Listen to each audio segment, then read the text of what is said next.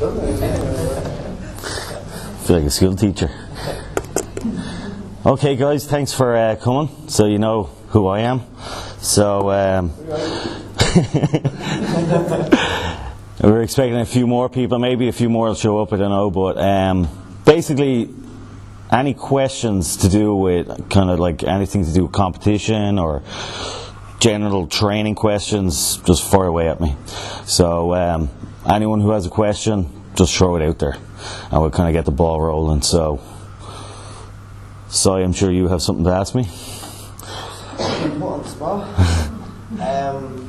Well, like, what's the story with water cycling and coming into the show? Okay, so getting straight into, first of all, who's competing this year? Anyone competing this year? Okay, so this will be relevant to all you guys. So basically with water depletion, okay, given that you're both female and male. This is for everybody. Okay, so we all pretty much work out the same way. Obviously, with male competition, it's obviously, you know, the guys are going to be a little bit more ripped. For the girls, it's obviously going to be a softer appearance, but obviously you want to get rid of as much water as you can as well. Okay, so with water depletion, there is many different ways with the water depletion, but what I kind of generally say to people is not to cut it completely. Okay, so keep sipping on water, but you generally want to bring the water intake up, kind of coming into the week of the contest. So with speaking to a few of you here have helped already, but I'd always say, let's say the contest is a Saturday, so Monday, Tuesday, Wednesday, the water would want to be up near the 1.5 gallon mark, okay? Then from Thursday, Friday, you start taking it down. So literally Friday should be about 3 to 4 litres of water, and it should be cut at about maybe 9-10 o'clock that night. Okay, so it gives your body enough time to expel whatever water that you're holding. Okay, so never cut the water completely, and keep sipping on a little bit of water so you're constantly passing water, and that should dry you out in plenty of time. Do you find that, like, if you have a glass of wine the night before, would you do that? I'd be kind of, you know what, if you're doing everything correctly, I don't think you need to do that anyway. The morning of the show is fine, okay, because the wine's going to give you a little bit more of a direct effect. But even given the way the show, some of the shows might be delayed a little bit as well. So, you know, if your body gets into a point where it's really dehydrated, it starts holding water. So you're going to get a softer appearance. But this is all, your body fat level has to be low enough anyway for the water depletion to work. Now for guys it's obviously a little bit more stricter, but for girls it's just working on mainly just basically just keeping everything kind of perfect, okay, because you girls are strutting around in your high heels and stuff like that as well, so you don't want basically any disorientation or dizziness or whatever from, because you see a lot of it in a lot of the contests, you'll see that, you know. So that'll be the water. So, and it depends on the size of the athlete as well. Okay, but all throughout your contest prep anyway, the water should be very high. Even off season should be high. So stop at 10 o'clock the night before anyway? Yeah. And then start drinking again in the morning? No, as soon as you start feeling kind of dehydrated, or as soon as you stop passing any fluid, you should be passing, going to the toilet every kind of half an hour, 45 minutes. As soon as that stops, you're going to go for 2 or 3 hours. That's your body's totally dehydrated, and you're going to start holding fluid at that point in a negative way. Yeah, I mean, water is probably the best diuretic that you can take. I mean, water and protein. So I mean, getting into the carb up process. I mean, if you're carbing up properly, and then in the last stages, people are still carbing up, even girls, and it's probably one of the worst mistakes they can make is they keep carbing up on the day before the show. Your carbs should be cut. You know, so your highest day of carbohydrates is your first day of carb up, but people keep carbing up on the day before the show, so the carbs should be cut in half or even lower. Okay, so, and your protein intake will go up. So protein works as a diuretic on you. So if you're eating things like turkey and a little bit of red meat that night before the show, and you're on minimum water, the protein is going to actually act as flushing out the rest of the water as well. It's a lot safer. You know, but you don't need to be taking. You can take vitamin C if you want to, but I mean, if your protein intake is high enough and you're doing your water properly, you'll get into contests. The day of the contest, you'll hit your peak. So. Any particular foods Tommy in the morning and the competition? I found the first year of leaving my son absolutely exhausted one competition. I don't know if you even took holes and Well, you're going to get that anyway. But sometimes if you over deplete your fluids, you're going to get that as well. And if you haven't carved up properly, but the morning of the show should be, it's pretty much depends again on condition. I mean, if you're bone dry, when you wake up on the morning of the show, you can basically eat anything you want, as long as you're not drinking any water. So you can have like a fry or a burger and fries, and you can have a bit of pizza or whatever, you know. Now, in moderation. Not for me. How about your energy on the floor? No, not like the double espresso coffee. Yeah, no, that would be a bad idea, because basically all that caffeine and everything will further dehydration when you're under the lights and everything. That's when you start getting a little disorientated as well. So you don't really want to do that, you know. But listen, everybody, every competitor that you will get will feel terrible on the morning of the show anyway. You know, if you feel like shit, that's a good sign anyway. It means you've done your job and you've gotten into condition. I mean, once you walk out on that stage, you'll get the energy anyway. The adrenaline start kicking and you'll get the energy. Now, if it's a case of you're really kind of like knocking on death's door, it's probably because you've dehydrated yourself too much. And at that point, it's a little too late to kind of get back, because if you start drinking fluid at that point, you're going to start holding water, and your condition is going to be thrown off. So you don't want to man up at that point and just get on with it, you know. Do the best you can. There's been many times I've walked out on stage and I felt like I was going to fall off the stage, you know. I was going to black out, so. And was that just from over dehydration? Yeah, and not taking into account times, so I got my timing right and wrong, so, and I just depleted water way too much, you know. So when you do that, it's, you know, that's the end result, and you're not going to enjoy the day of the show. You're not going to remember too much of it, neither only the agony of it, you know.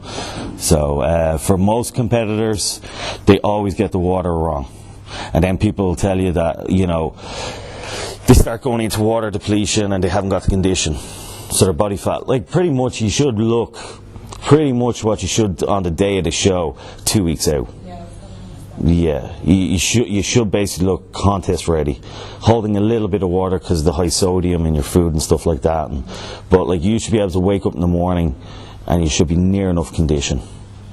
You know, if you're not, if 2 weeks out and you still have like body fat on you, you're really kind of, you're just bringing it to the wire, you know. So if you're ready 2 weeks out, you can just cruise into the show, and it's just a relaxing process into that then, you know, and actually your condition will get better and you'll feel a lot better. But if you're panicking 5-6 days out from the show because you're holding a bit of fat here or you can't see your abs, wait off, do another show. And the day as well, that makes you hold on to more water again, like stress. Because you're stressed. That's why I always say to people, if you're ready 2 weeks out, and you know you're ready 2 weeks out, you kind of just cruise in, and you're more relaxed, and your mood elevates a little bit more as well. And would you, where you were saying there, you made the mistake over the years of like over dehydrating kind of.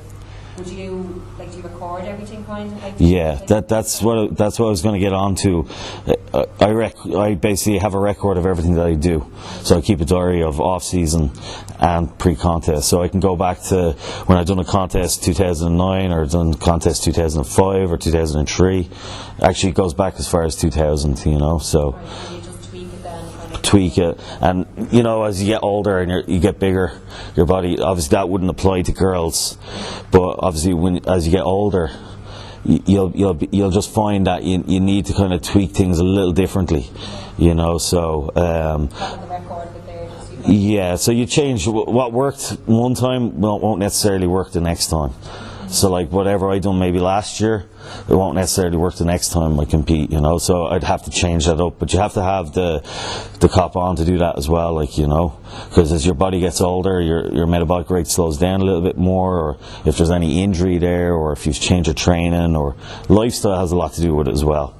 I mean, with more responsibility and stuff like that, it could be a job or family or whatever. So, you have to take into all those accounts. So it's not just straightforward as, oh, well, I'm going to do this. But, maybe two years later when you're competing, you're probably under pressure, outside pressure, financial pressure, job pressure, family pressure. So little things have to change up. Maybe you can't do as much cardio, so you have to change up diet for that, So it's not as just straightforward. That's what, with everybody, you can't just say, right, this is the magic way. Everybody's an individual. You could get someone that's only working 20, 25 hours and comfortable enough. You could get someone coming to you who's working 50 hours, who's manual work, so you're going to have to change their training, their diet for that, so it's not set in stone, okay, so you have to have an individual based thing, And what would your, how many weeks normally would you diet for? Has that changed over the years, or would it be kind of... Basically, it really depends on where I'm at, if I've gotten too fat. But Or at your worst, kind of like anywhere kind of... if I was at my worst, I'd give myself kind of 14 to 16 weeks prep for a show. Last year, for the Universe, was probably my shortest prep, because I prepped for, I think it was 7 weeks. But I didn't even put on too much body fat after the World Championships. Yeah, but in general, across the board, it's a lot easier if you keep yourself a little leaner anyway. Especially for ladies, should really keep themselves a lot leaner. Guys will get away with it to a certain extent if they have the heart there to drop all that weight, and if they have the know-how, But for girls, it's too many of the girls are kind of getting into this point of, they want to bulk up, or you'll get a lot of girls saying, oh, I want to bulk up, That should never come into question in your training. You should actually kind of stay within anywhere from kind of like 6 to 8 pounds of your contest weight, and just look at kind of getting a little bit more shape and a little bit more hardness. 6 to 8 pounds. Yeah. That'd be on my next It depends on the guy's. It really depends on the guy's own metabolic rate. So if the guy has the confidence there and the knowledge, you can go 20, 30 pounds over your contest weight.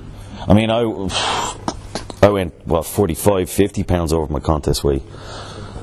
So if you have the knowledge there and the heart to actually take that weight off you, because it is very hard. Initially you'll lose a lot when you start dieting, maybe for the first 3 to 4 weeks.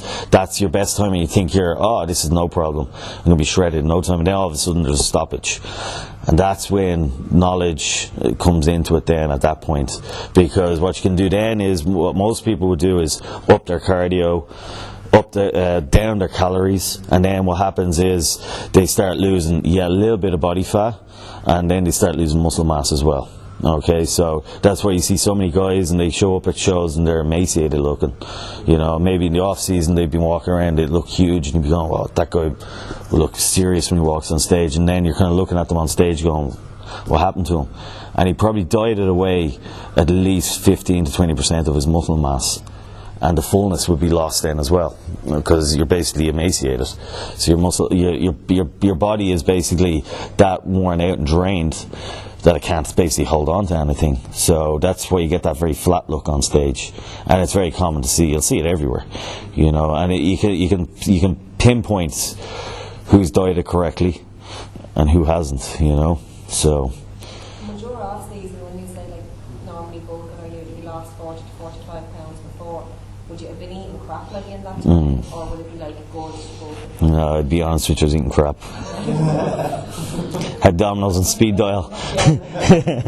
No, basically what I'd done was I felt it was necessary for me to do that because of my structure. I needed to put on a little bit more muscle mass, so I had to overfeed myself a little bit, because I knew I could diet it off anyway.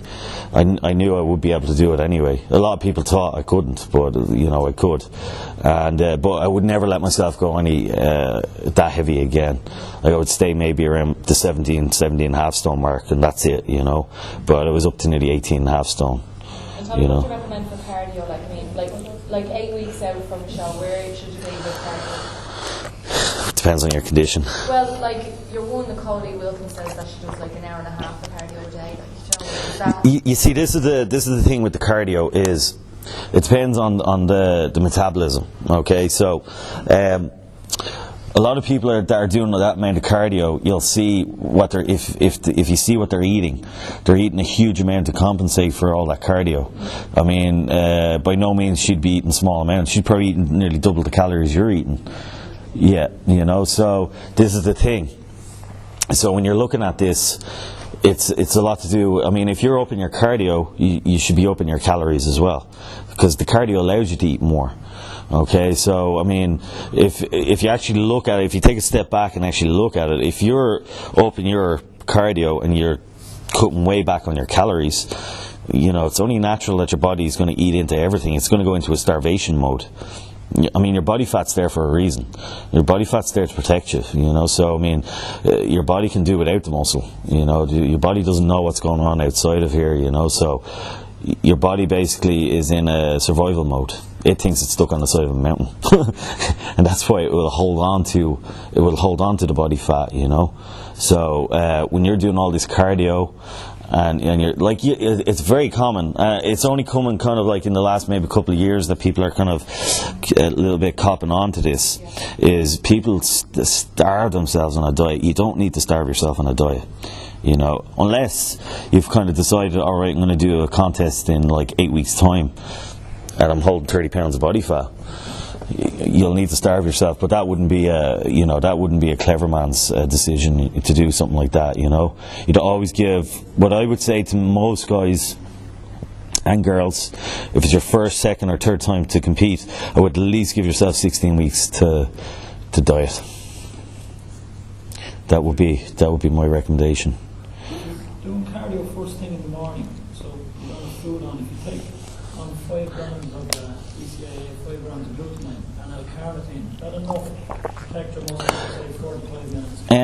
You see, what the research out there is, it doesn't really matter what time of the day you do your cardio at. A lot of people admit that you do cardio first thing in the morning, and you're going to burn off all this body fat, but basically, if you have a meal in the morning, it's going to speed up your metabolic rate anyway, because you've been sleeping for maybe 6 to 8 hours without anything in your stomach. So why would you start doing activity on an empty stomach at that point? So what I would say to most guys and girls, it doesn't really necessarily mean you have to do your cardio. It's not in stone. It doesn't matter when you do your cardio, because you're gonna cause a calorie deficiency. It doesn't mean that you eat your meal and just jump on a cross trainer or a treadmill.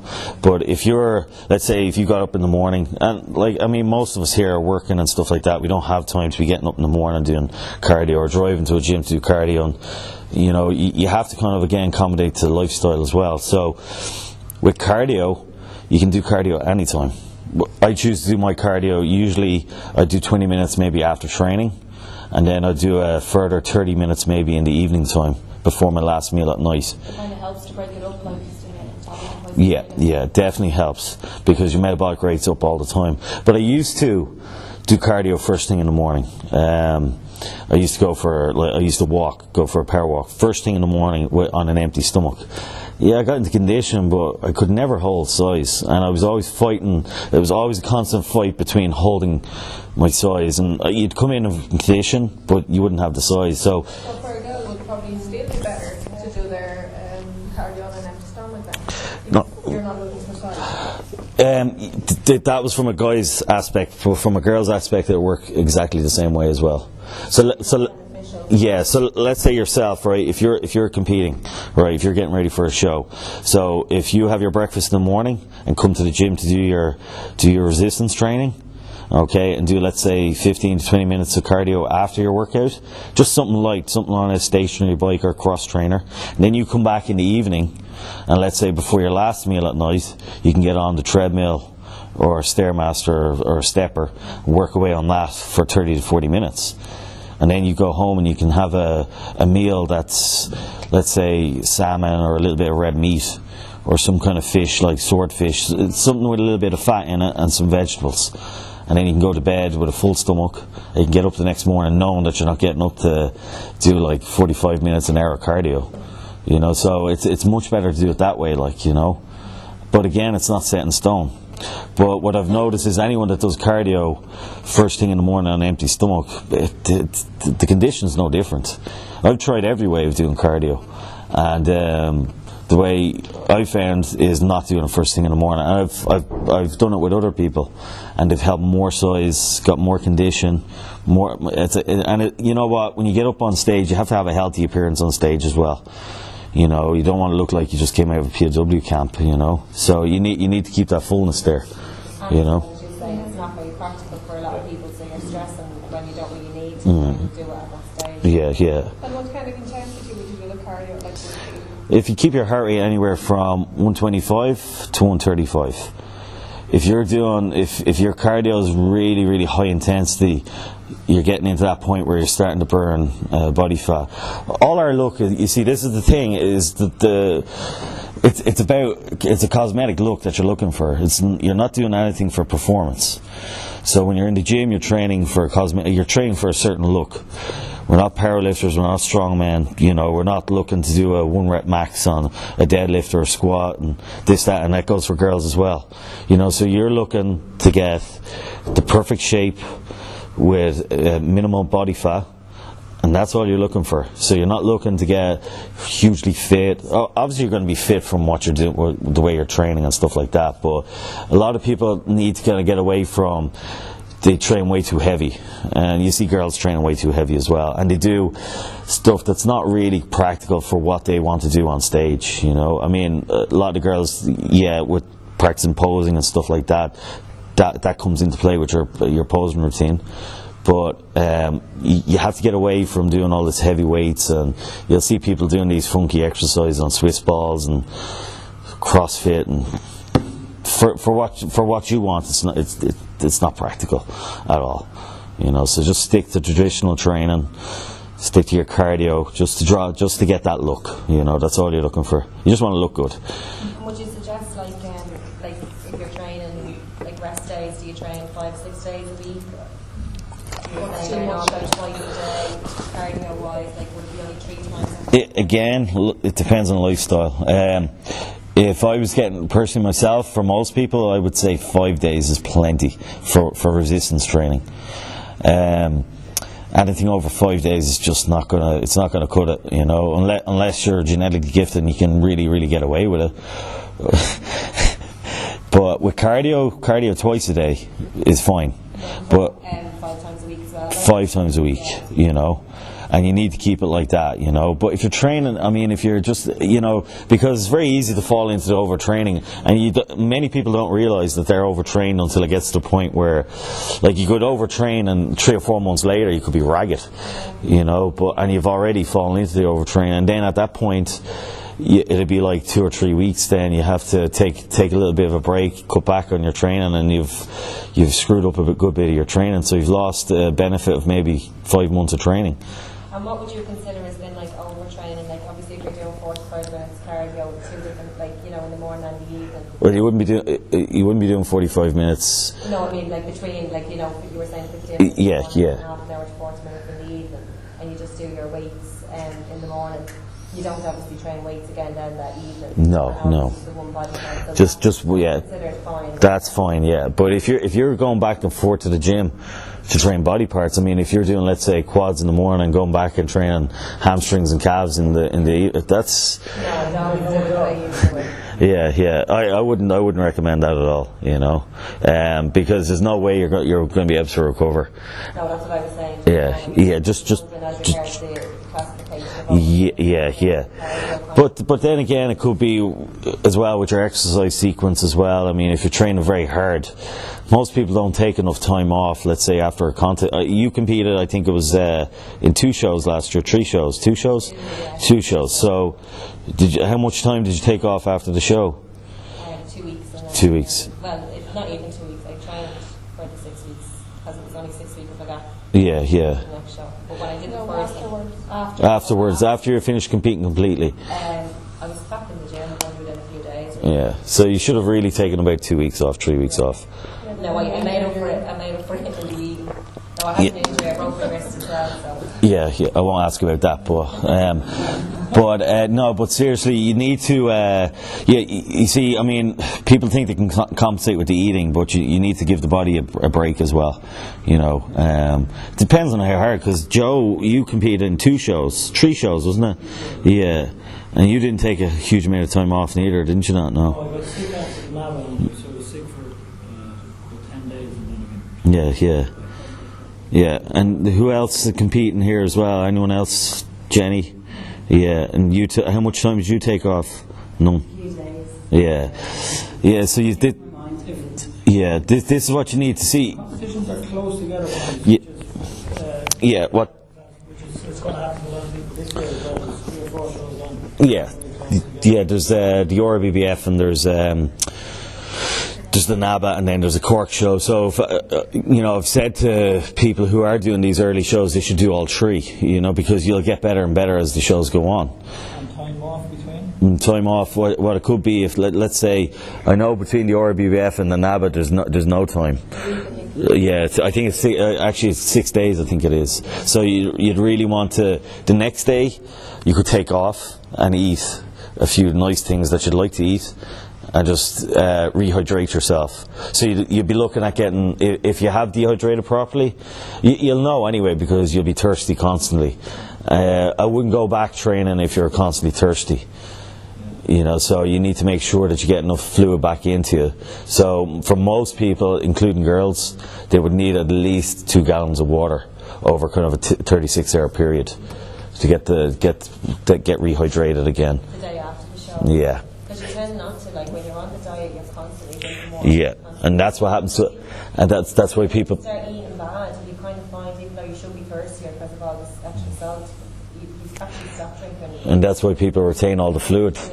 Yeah, you start retaining. Most people would, even with the girls, you'll see them, they'll retain anywhere from 7 to kind of 14 pounds of fluid within a couple of days, and they feel terrible.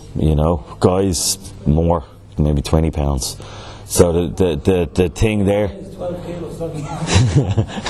But no, what you need to do is keep drinking after the show. Even take some Diorolite as well to get your minerals back to normal as well. Stay away from the sports drinks like the Powerades and stuff like that. But if you get the Diorolite and mix it into your water and keep sipping away in your water, you can still have a few treats the day after the show, but the next day you go straight back in. But you don't do the same process for the first show. So if you've done a carb depletion, let's say, if you've done let's say depleted for 3 days and let's say carved up for 2.5 days, and let's say you have the show the following week, you don't do that same process obviously again. You will do the water depletion, but you don't overcarb. You keep your carbs the same as what they were on the diet, and you should. Lead up to the second show in relation to getting ready to step on stage. What would you do? What would be the process that I would recommend? So let's say your shows, let's say Sunday, and then the following shows, let's say Saturday.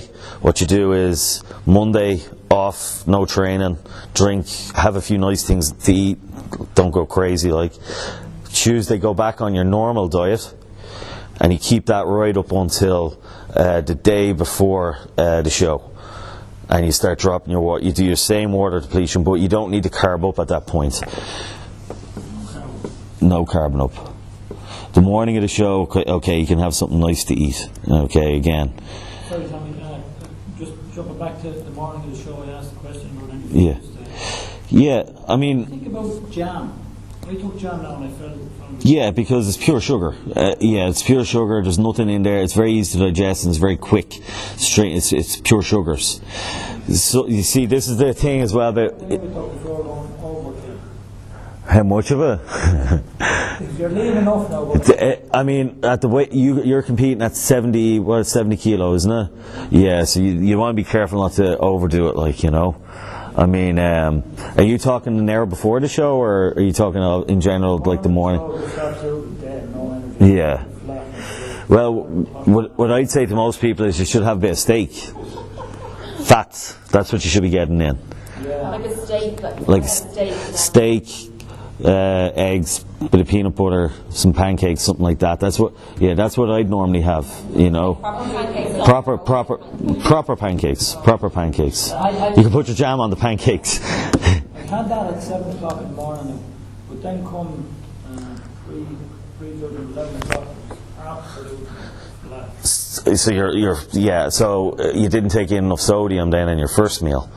So like if you had something like ketchup or salt put on your steak, given that the water's out of your system at that point, and that's where it takes, you need to have that eye to kind of see this as well. So I mean, if you're dry in the morning time, you can basically take in the sodium, and once there's no water in there, you're not going to hold any fluid at that point. Okay, there's no way you can hold, because you're not taking any fluid in, so there's nothing to be held there, you know. So you can do that. But if you're getting to the point where, let's say, about an hour before, like this is a good indication, would be you should be able to start pumping up. Let's say you have your bands or your weights or whatever, you're doing your press-ups or whatever, you should be able to get a really, really good pump. Like if it should feel like the skin is really tightening up, and you know, and blood is just basically rushing into the muscle.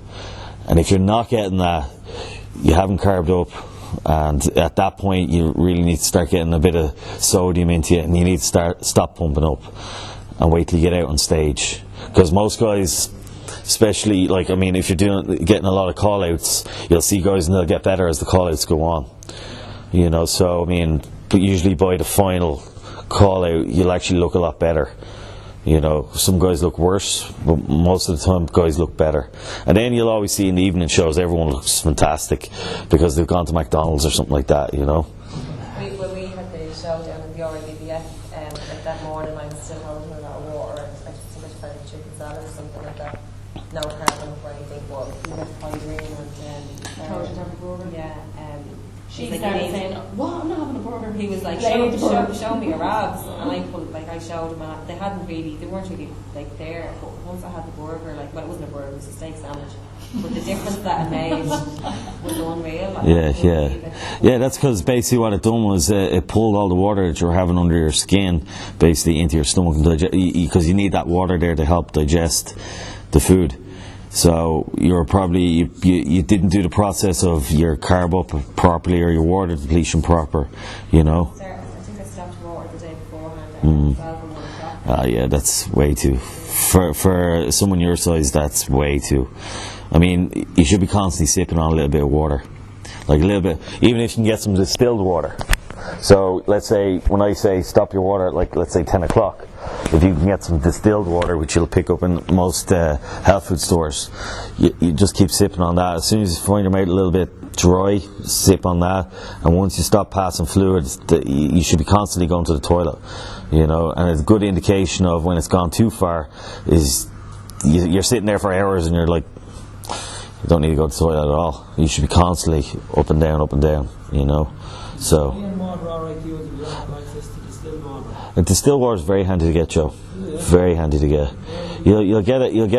You can actually get it in Holland Barrett as well, but most places will sell the distilled water.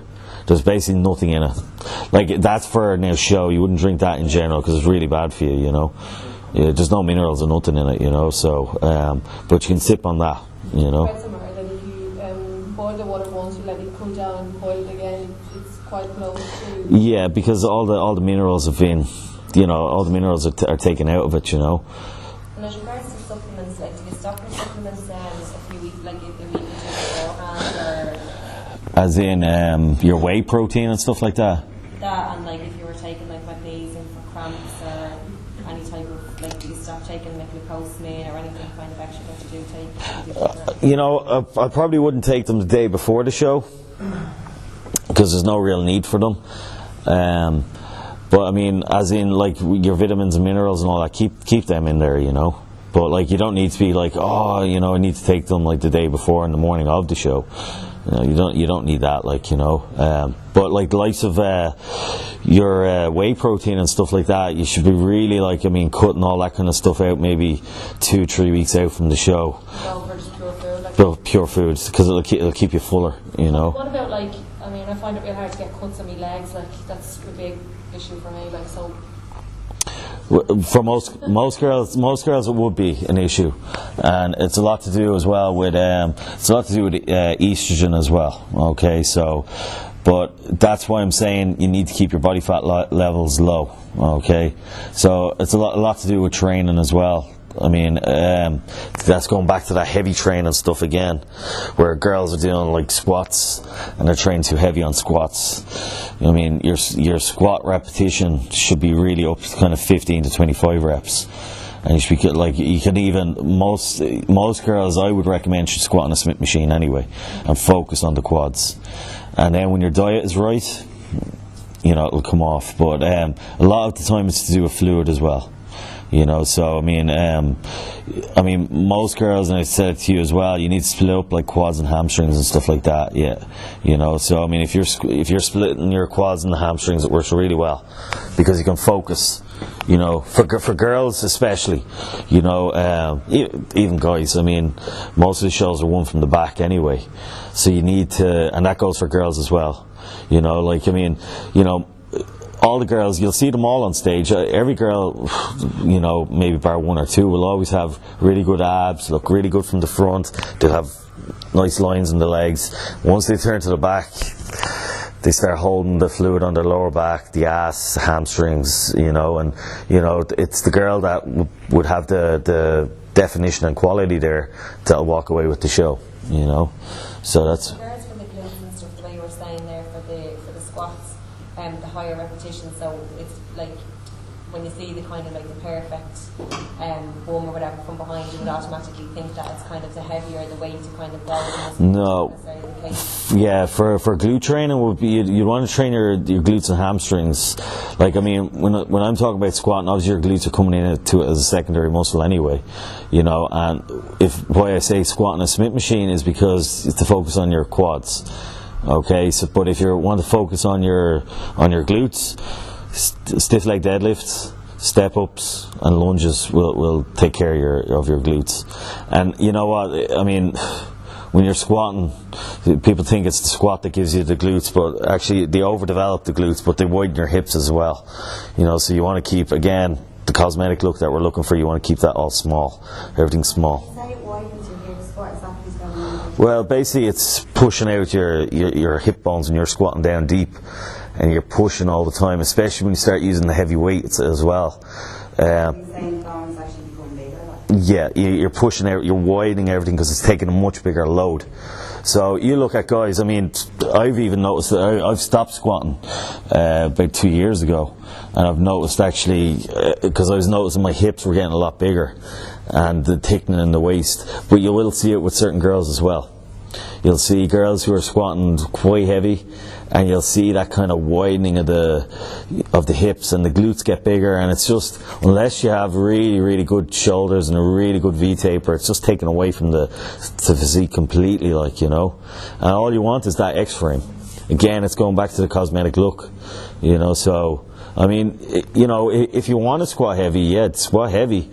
But, you know, then you'll get these very same people and they'll be bitching and moaning about their glutes being too heavy and too big. And you want to be squatting a lot, though, for that? No, not really. Not for girls. Girls would be predominantly... Sorry? Fellas are in the same boat. Fellas would be in the same boat as well. How do you work your legs, like? How do you work your quads? Well, front squats. Front squats are a tremendous exercise because it takes a lot of the glute work out of it as well. But it would happen to girls over time. But it doesn't necessarily mean, like, you know, you're squatting 140 kilo. You could maybe only have like 60 kilo on the bar. But it will over time, and especially with stance and stuff like that, it'll just work slowly on thickening the waist. Because when you're squatting, your hands are up here, all these core muscles are working, all these stabilizer muscles in your hips, everything's working. When you're on a Smith machine, you're basically pushing it up and down. Okay, now this I'm talking now from a competitor's point of view. If you were a beginner walking into the gym, obviously I wouldn't give you that kind of advice. Or if you're starting out training, or you're a guy kind of getting into training, wanting to get size on you, I would say yeah, squat. You know, but you know, for most people and for most girls, you really have to be really, really careful. You know, I mean, you can squat periodically in your training. Like you could do, like, let's say, a squat and cycle in your off season, where you squat, like, just put squats in there for 8 to 10 weeks. But I think you know, as well as that, I mean, there's a lot of injuries that come with squats as well, even if you're doing them correctly. You know, I mean, I'd contribute a lot of my problems with my back and my hip to squats, you know. And since I got away from squats, I don't suffer those problems. And I'm able to do everything else. I mean, through injuries like that, you're not able to deadlift properly. You're not able to do bent over rows. Your cardio's affected because if you do an incline treadmill, your hip's going to be at you, and you know. So I'm trying to do it as safe as possible, while still getting that nice shape as well. You know. For men as well, we're doing front squats on a Smith machine. Front squats with a free bar. With a free bar. Don't hit me. And what about abs, Tommy, then? Like, I mean, how do you avoid getting, like, thick abs, not ground ones? Like, Squats. Just don't do squats and deadlifts and bent over rows. Would you train abs? You're going to lose me abs. Abs, it really depends. I don't train abs at all, you know. Because when you're doing everything else, I mean, it's as well as that, it's with posture. Like, all you have to do is look the way you're sitting there. You just slouch down and the abs aren't tensed. So if you're keeping the abs all the time tensed, yeah, this is it. Like, I mean, when you're practicing your posing and stuff like that, all your abs should be kept tight and stuff like that. I mean, if you're training abs directly, twice a week is enough. You know, because abs are like any other muscle, you know. So twice a week with abs, and this crap of having lower and upper abs, and this abs again is a genetic thing. It's like calves, you know. So you either have calves or you don't, you know. And it's the same with abs, you know. So when you're doing your weight training, your cardio, but even when you're doing your cardio, you should keep your abs very tight when you're doing your cardio, you know. So that'll basically tighten up your core quite a lot as well. How often should you change the style of training, like from heavy training to something else like weight training? It really depends on, first of all, injury and where you're at in the year. So, say off season. Okay, so if you're kind of like in the middle of off season, you should be kind of having like maybe kind of like 6 to 8 weeks of heavy training, and then you switch it up. So like you could, let's say, dedicate like 2 months to heavy deadlifting in your back workout, and let's say heavy benching, and in that time you wouldn't do heavy squats or heavy front squats or stuff like that, you know. You wouldn't do stiff leg deadlifts. So you'd see a lot of people when they go into the gym and they're hitting everything all the time, doing the same exercises for that body part, and they're not taking into account overlapping. So let's say you do, let's say, heavy squatting on, let's say Tuesday. There's no way by the time you're recovered, if you've squatted properly, there's no way you're going to be able to recover by the end of the week to deadlift. And then if you're hitting deadlifts hard, that's going to overlap into your squatting. So you have to kind of, again, it's about eyeballing everything to do with overlapping muscles, you know. So with my training, if I was deadlifting 1 week, I wouldn't do any stiff leg deadlifts that week. And I'd only deadlift usually every second to third week, and that would be out of a rack as well. Don't deadlift really from the floor. Yeah, no. If I was deadlifting off the floor, I might run it for some time in the off season for maybe 4 to 6 weeks, and I deadlift from the floor. But again, cosmetic look you're going back to again. Yeah, I would have been done off rack because I was afraid of that. Yeah, because I mean, if you're pulling from the floor, you're going to be using a lot of your leg work. You're going to be using a lot of hamstring, again glutes. And this is where it comes with the girls. Like I heard of a girl who was deadlifting, and it shouldn't be the case. Girls shouldn't deadlift, you know. Hyperextensions, good mornings are enough for girls. But deadlifting, like obviously stiff leg deadlifts, that's €2.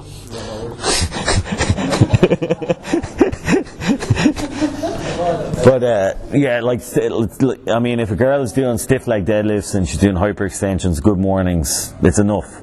But you should never see a girl deadlifting. I would never see the point in a girl deadlifting, you know. It's a pure powerlifting movement anyway, so there's no point. For example, if on the off season, Tommy, if we decide to deadlift off the floor, let's say, because obviously it is beneficial for the hand and the leg. So would you get away with 6 weeks every year without blowing your waist out? Yeah, like I mean, 6 to 8 weeks of that. Like what I'd usually do is, if I was doing that kind of heavy training, I'd have an appointment with a chiropractor every week as well to make sure. For bodybuilders. Throw it in and you're welcome. Not even when you're bulking. No, because it's totally different. You're turning. You're going to destroy your physique anyway, and you're going to get. Yeah. Again, it's a different style. I mean, there's 100 different ways it's training. I mean, you have FST7, high intensity training, high volume training. Really depends on the individual and what you're comfortable doing. You have DC training. I tried DC training, which is like rest pause training. And you know what? You'd need to have a training partner with you all the time. You know, and for most people that's not feasible. Like, you know, like I would train alone, so I don't have the beauty of a training partner. So, you know, you have to go with what's comfortable for yourself. But I'd be very much into prioritising my training. So I wouldn't be doing the same thing week in, week out, month after month, doing the same kind of training. You need to watch things and stop things overlapping on you, you know. So, and you see a lot of people doing it, you know, because people are seeing things and they'll pick up a Flex magazine or whatever, or they see something on the internet and they go, oh yeah, I'll try that, you know, without really giving it much thought on what they're actually doing and trying to achieve, you know. I mean, you have to have a fixed goal. If your goal is to get something to do with your with your physique, you need to keep that goal in sight and train for that goal. You know what I'm saying? So if you're like, I mean, you said like, let's say, I mean, there's not a lot to be done with your physique, for instance. All you need is a little bit more mass and a little bit more thickness. All right, so that's, you know, it's not easy. It's obviously going to be a lot of hard work to do that. So that's your goal. What benefit would strongman training do for that? Well, I recently started doing, it's just one part of strongman training. It's a track, it's a 250 kilo track, so you pull it for yeah. Yeah, but it's gonna, all it's gonna do is lead you to an injury eventually, you know. Like, I mean, if you're in the leg press doing the exact same, you'll get more size if you're hitting enough intensity with the leg press and with your front squats. You're gonna get legs out of that, like, you know. I mean, if you don't get legs out of doing heavy leg pressing and front squats, you're never gonna get legs, you know. Okay, that's all. Yeah. Sure, should I kind of weight and kind of look at my size and mass? What age are you? 19. 19, so you're junior. Yeah. Well, what I've noticed with juniors is not about size. It's more about cuts. So it's really about conditioning for a junior. So I mean, you know, judges will look at the point that, yeah, you're a young man, so, you know, they're not going to expect you to be coming out like with a ton of mass on you, unless it's a genetic thing. You know, I mean, again, this is a lot to do with genetics as well. But let's say from here, in here, it's about cuts. So if you get a junior that comes out there that's cut to bits, you know, and then you get a guy, let's say, that's maybe 10-20% off and has a bit of size on him, it'll always go towards the guy that's a little bit more cut, you know, because, you know, obviously that junior's put his time in. Obviously you need still a little bit more muscle mass and shape there as well, you know. So I mean, yeah, so I wouldn't be like going crazy about, again, getting back to this bulk and stuff and all this lark. I wouldn't be going crazy into that. I'd be training more for just fullness and hardness and just getting your form correct on all the exercises, staying injury free and just getting the food into you, you know. Yeah, and keep it that way, you know. How you doing? Kind of talks about this question now. I just try to go to the gym kind of to keep fit. Again, it doesn't bother me, but let's see, so he's 19, I'm 40. Is it something I should be keeping? Should I be keeping something in mind when I'm training? Well, yeah, it depends on your goal. I mean, yeah, I mean, if your goal, let's say, you want to stay fitter and you want to stay in training and stuff like that. I mean, you know, train.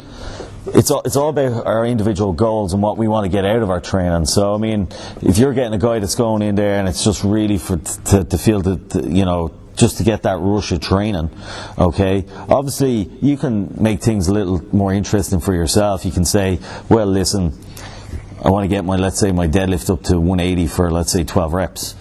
You know, so there's a goal for you. So all you have to do is kind of keep spicing up your training a little bit. That would go for, like, I mean, I'm not talking about about people competing. It's for people in general who just want to train as well. You know. You see Charles and say like atrophy and all the kicks and when you hit a certain age, certain things happen and all. In order for growth. Yeah. No. Well, it'd be the same. I mean, you're still a young man, like, you know. I mean, there's guys there that are like still competing competitively with guys, like still blowing guys out of the water that are like maybe like in their 30s, and these guys are like 40 to 45, and they're still improving, still getting better. So it's really, this is going to just limit you, you know. I mean, if you're getting up every morning telling yourself you're old and you can't do it, of course you can still do it. You can still improve. I mean, there's no limitation on what you can push yourself through mentally. So I mean, you can still improve. There's nothing stopping you.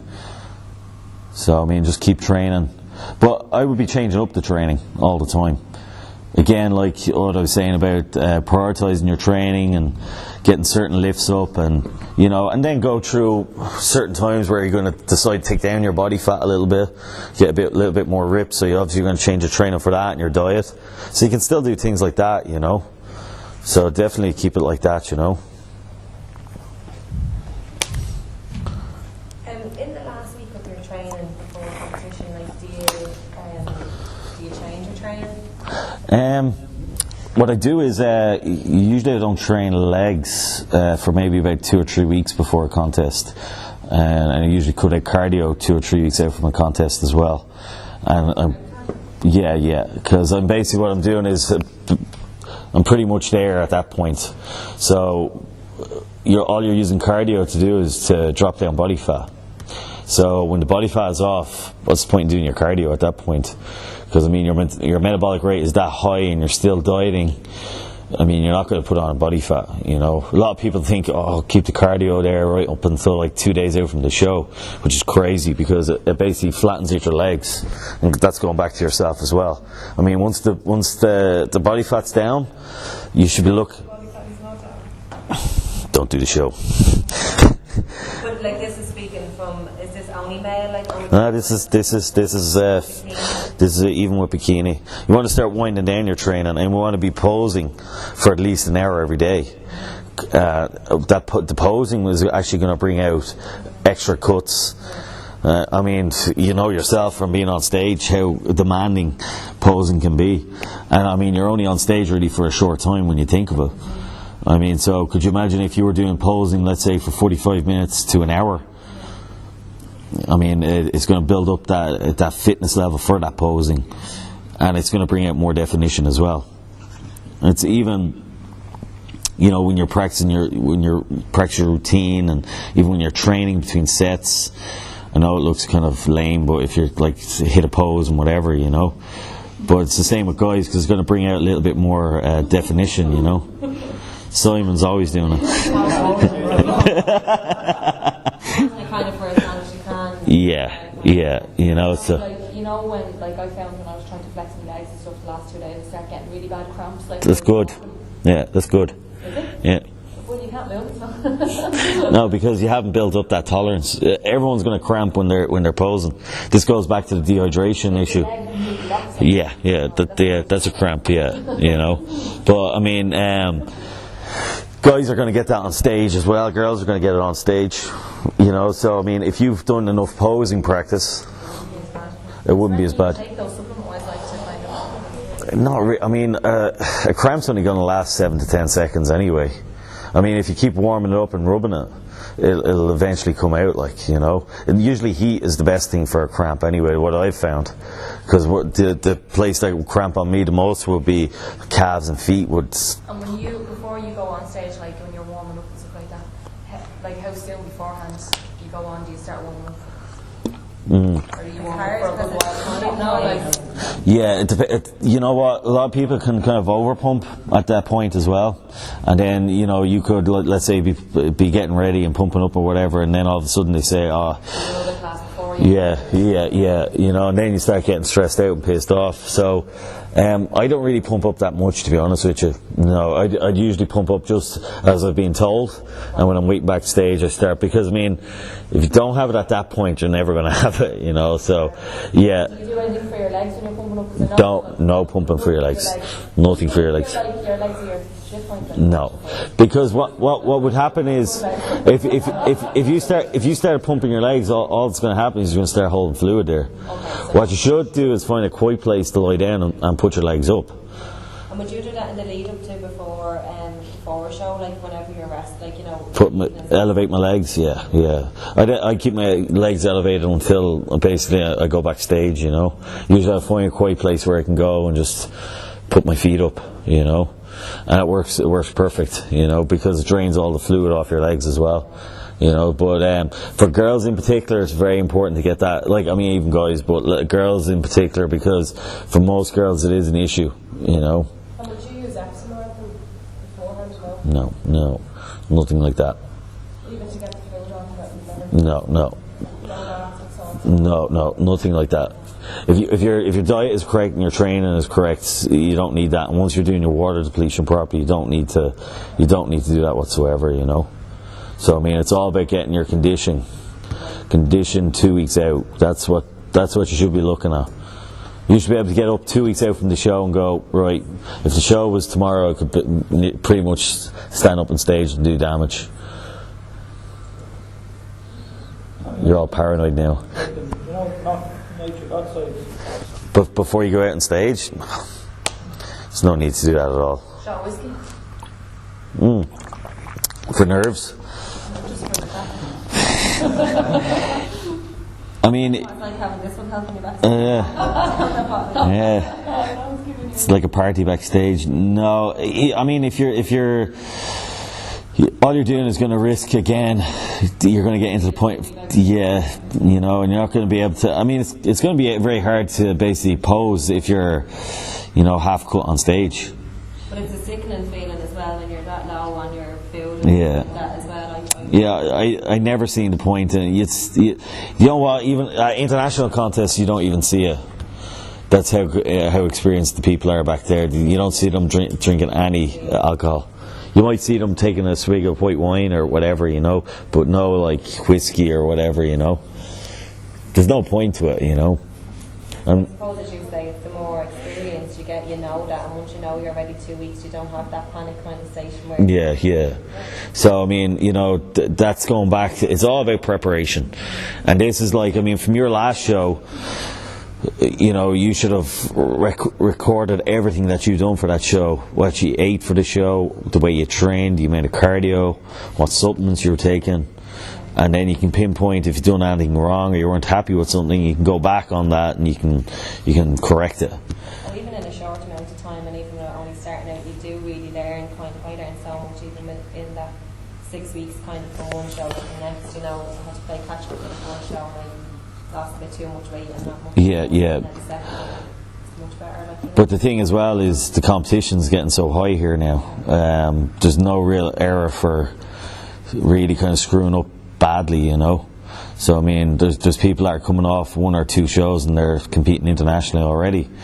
So, you know, and that's true experience as well, because people are talking, and, you know, obviously not a lot of people are interested today, but but you need to really start talking to people. You know, the more you talk to people and experience people, you know, the more you're going to learn. You know, there was none of this a couple of years ago. There was no one really to talk to.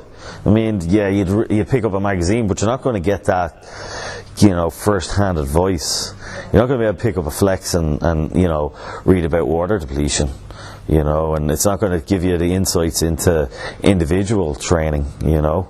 And nothing is better, as you said, than recording it yourself and learning from your own, because everybody is so different. Yeah. It might work for one and it won't for another. This is it, and you know what? That's the most common thing is people always ask, you know, what did you do? But what I done might necessarily work for that person, you know, because of their metabolic rate, or, you know, the way they train, or even the effort that they put into their training, you know. So I mean, so you have to kind of, I'm not saying that you have to do it on your own, but you need the knowledge there to be able to know what's working and what's not. You should be able to turn around and kind of go, right, this isn't working.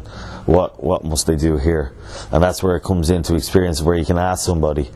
You know, that's gonna give you a critical, you know, a viewpoint, because you get a lot of people and they'll smoke up your ass and tell you look great and don't change anything when you don't. You know, so you need an honest opinion, and you need to be able to take that honest opinion as well. So you need a person to be able to turn around and go, well, listen, you know, you need to do this or need to do that, you know, or don't do the show. Yeah, but like, you know, so, but you know, there's no reason why you should come in off for a show unless you've been injured or illness or, you know, something else gets in the way. But if you have like 14 to 16 weeks, a clear run to a show, there's no way you should be coming in off. No way. And just there on what you were saying about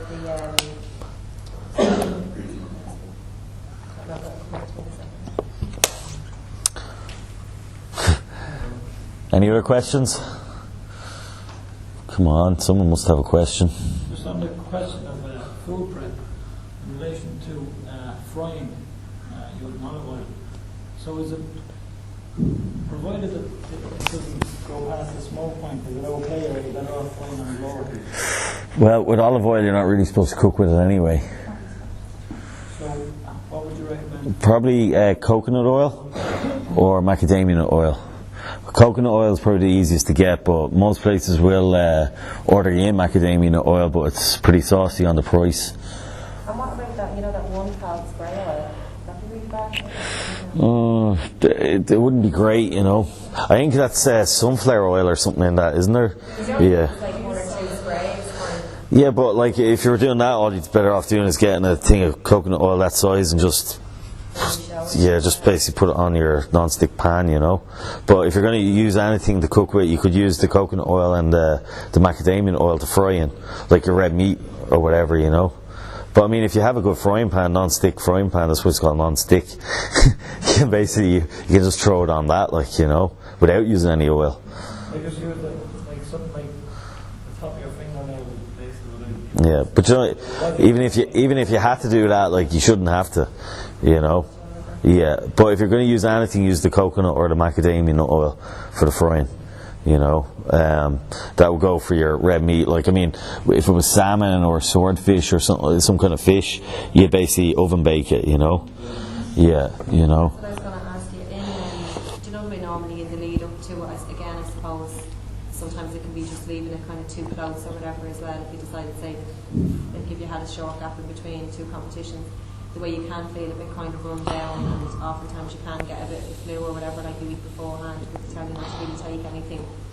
Would you, like, have you ever had that experience before? Of being ill for, Yeah. Oh yeah, loads of times. And what do you take something, or do you just let it run? I just let it run its course, yeah, because it'll go for injuries as well, because you get a lot of people taking anti-inflammatories if they have an injury, which is not a great thing to do, you know. And why is that? Like, is it just yeah. Well, not only that, but the anti-inflammatory stops you getting a pump as well, and it stops any kind of it stops the connection there with the most, especially off season. You'll see people, lots of people, and they be banging like diaphene and things like that into them, and even like Norfin and stuff like that.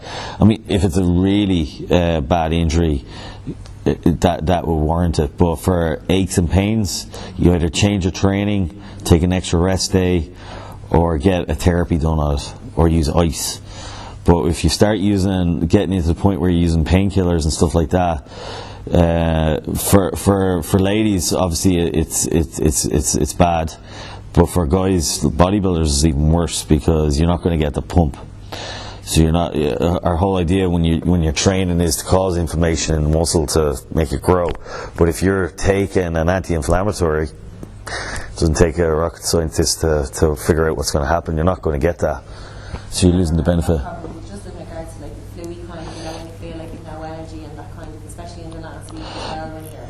Yeah, you just have to man up and get through it. Unfortunately. Or you know, like you get like some people get like the mouth ulcers. mouthfuls and stuff like that as well. Like You're probably kissing the wrong person.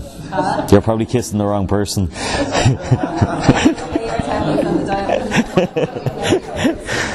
That if it's getting to the point,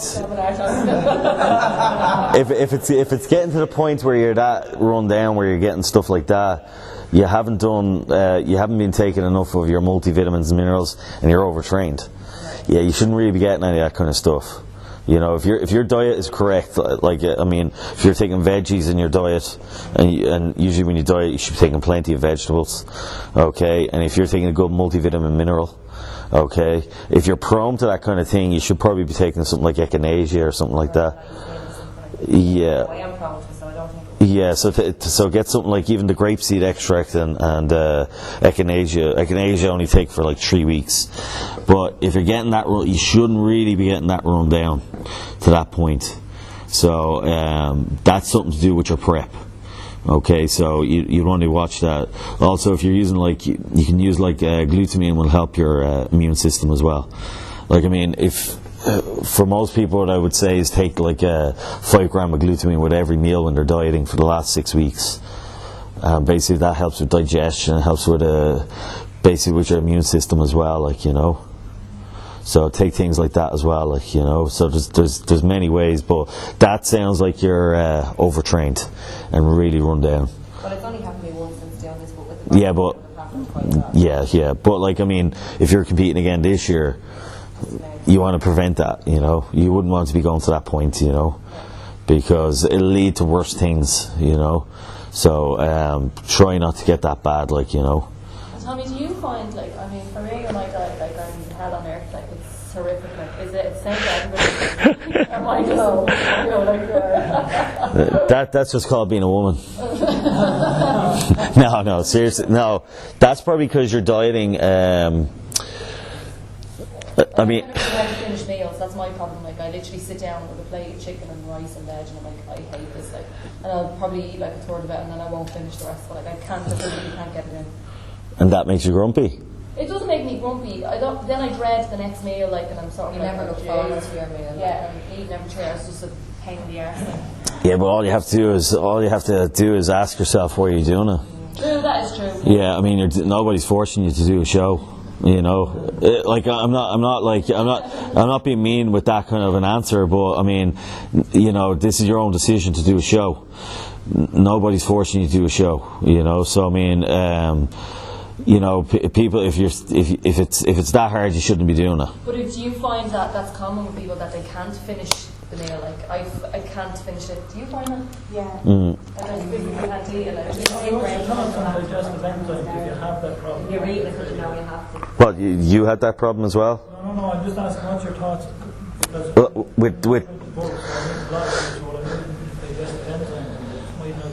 Yeah, the likes of digestive enzymes do work well, but I mean, if you're training hard enough, and I mean, you should really be hungry, Because you don't look forward to a meal, but I find as well when you're working full time and then when you're going to the gym after work, you're probably only having one hot, freshly cooked meal in a day, and the rest of it is cold chicken out of the fridge, and it's not. Your meals during the day are kind of rotten. Do you know what I mean? So you only actually look forward to the meal. But it's only for a short period, It's not like I never have a combination one. But all you have to do is I get a lot of people saying that to me about the meals and this, that, and the other. But I mean, if you really want it that bad, you'll eat anything, So I mean, I don't really have any sympathy towards that kind of thing, I find my body do craving the meal every day. Initially, when you start the diet, it's very hard to get it all down. But when your body gets used to it, you miss a meal. I get really agitated. It's like my body's screaming at me bad. And again, you shouldn't be missing meals. Yeah. But this is it. I mean, once you get in, I mean, it's your brain kind of kicking in there. There's a little thing in your brain saying, all of a sudden you've decided right in dieting, so I can't have that, and you start craving junk that you would never crave in your off season anyway. So it's a whole mental thing. But if you have the correct kind of mindset where you're kind of saying to yourself, right, I'm doing a show in whatever, 15, 16 weeks time. I'm not going to get up on stage looking like a laughing stock, you know. I'm going to come in the best I can come in, you know. I mean, if you keep that in your mind, like with every meal you eat, I know it gets hard, but I mean, if you keep that in the back of your head all the time, you'll eat anything, like, you know. But Eat junk, like, it's like it'd be good food I'd be craving, like, you know, it's like the muscle wants to be fed or... yeah. And that's a good indication as well that you're eating the right amount of food as well for your body, you know. So you're getting in your right amount of protein, carbs, and stuff like that, you know. So, you know, people who I get that loads of times. Like people are always complaining about the eating, you know. But I mean, that's what the whole sport is about as well. There's a lot of eating involved in it. So, you know, there's no sympathy. Sorry. No, but what you do is if you're really having an issue, cut down your meals, cut down the size of your meal, and start kind of building it up. But you need to kind of get into where, all right, I'm going to eat more food, get the protein in, get the carbohydrates in. Choose the protein rather than the carbs. No, split the meal in half. You know, so let's say if you were given a meal of let's say I recommended you eat let's say 200 gram of white fish, and let's say 100 gram of white rice and some vegetables. Yeah, half it. That is a lot. No, that's a dry measure. 75 dry measure. It's not that much. But no, even girls, you'll get girls and they're able to eat it. If you're eating that after training, and let's say you're having a hard time getting that down, well, half it. I guarantee you within 2 or 3 weeks you'll all of a sudden be going, right, starving. Can I not have more? You know? Would brown rice not be better? No, brown rice is too slow. And you'll notice, especially with girls, and I'm basically giving it from my experience because I suffer with reflux, you know. So if I take in something that's slow digesting, it's just going to stick there in your gut and it's going to cause distension of the gut and everything, you know. So it's just fibre. So I mean, if you want to get fibre, like let's say you have your white basmati rice, if you're there going, right, I want to make it get a bit more fibre in this, put half a cup or a cup of broccoli into it, and there you have all your vitamins and minerals from your broccoli, and then you have a form of fibre there as well. So mix that into your white rice. The brown rice it tastes terrible as well, like, you know. I can't eat rice anyway, so I can't stomach at all. So I find sometimes I don't know. I feel like I have to. And what's your carb intake? What would be your main carbs then? Rice cakes and the alternative baked potato. Yeah, wouldn't be going with rice cakes anyway. Yeah, rice cakes is just the whole process. You might as well be eating a bag of popcorn, you know. Really? Yeah, the rice cakes aren't great, you know. Probably 2 or 3 a day. 2 or 3 a day, that's all. How many carbs a day would you eat? At this stage, I'm kind of just trying to cut them down, kind of just to get that extra bit of weight off, kind of. But I'm not great now at weighing the carbs. So you wouldn't have any idea how many grams of carbs you're eating? Just about like porridge in the morning or. And how much porridge? Yeah. Yeah. Some rice cakes then. I mean, normally I just have a protein shake then. But you do take broccoli and... Yeah, like I'd have my carbs from my vegetables. Yeah, but see, the veg doesn't have carbohydrates in it. Yeah, but they do have. But by the time you digest it, it takes more carbs to digest it than what you actually get out of it. So. That was the other question I was going to ask. Is there like a wrong way of doing it if you're not taking in enough carbs? Then kind of. Well,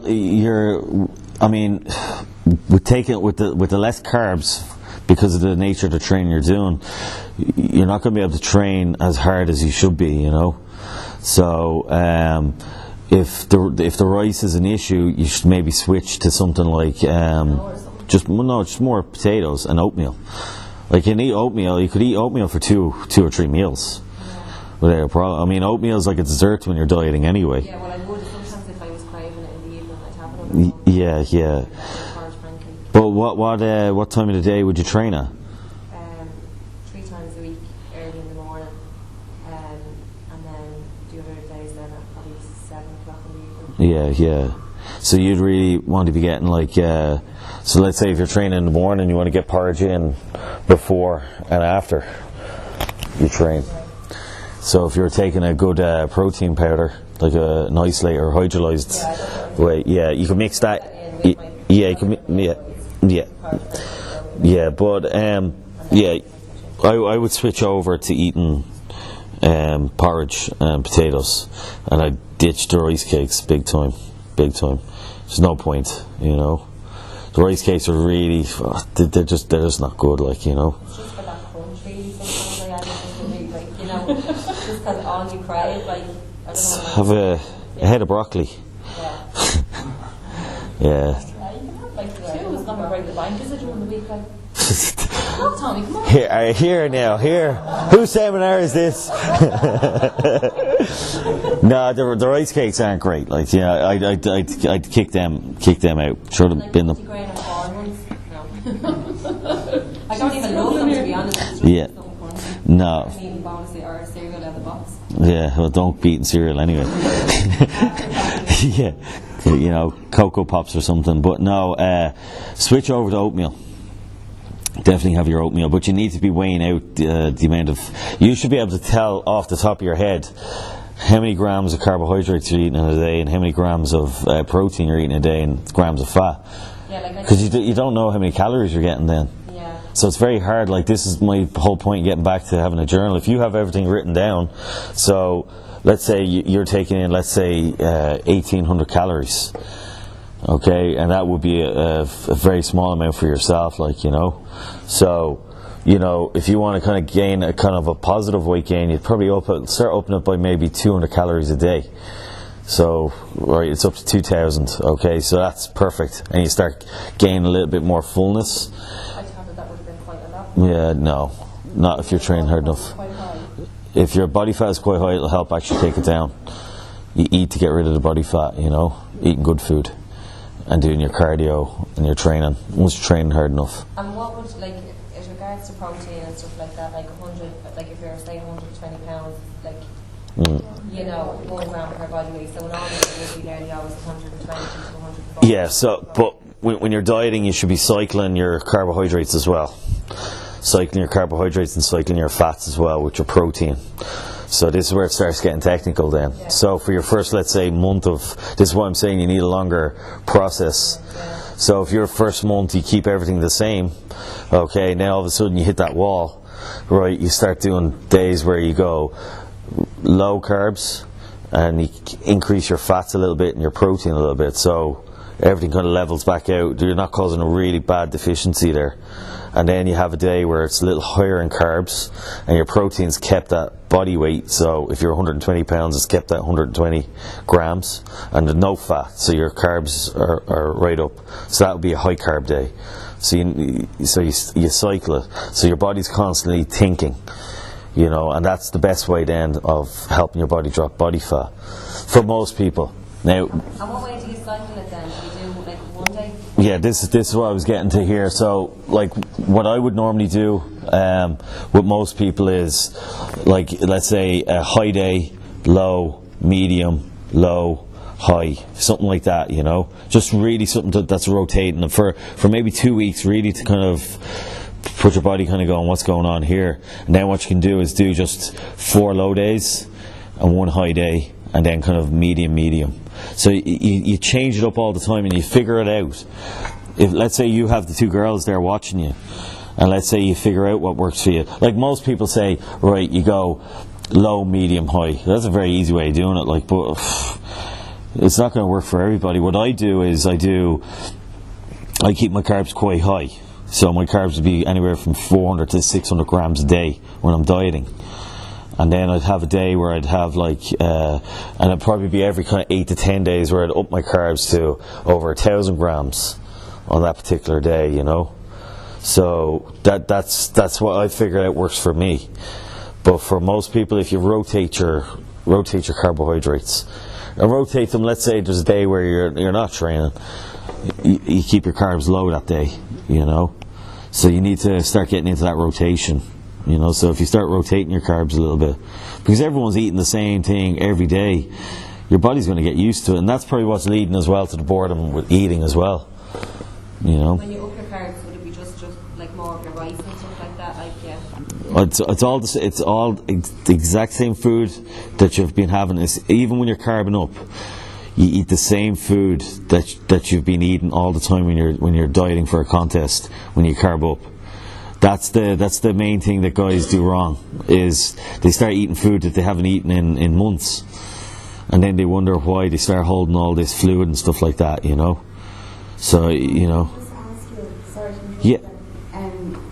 In terms of protein, I would have heard that for muscle building you need 1.7 grams of protein in body fat, and in your diet you need 2 grams. Yeah. Is that too much? It's too much. For most people it'd be too much, because basically what happens is that was people are always kind of giving this emphasis on huge amounts of protein and this, that and the other, but Well, that was from sports nutrition course. yeah. Like, I mean, it depends on the individual, because I mean, you can have, like, I've always found, if I keep my kind of protein intake, for me, around 1 gram to 1.5 grams, that's all I need to basically grow. And then what happens to me is, if I up my protein really, really high, I find that I don't feel really that good.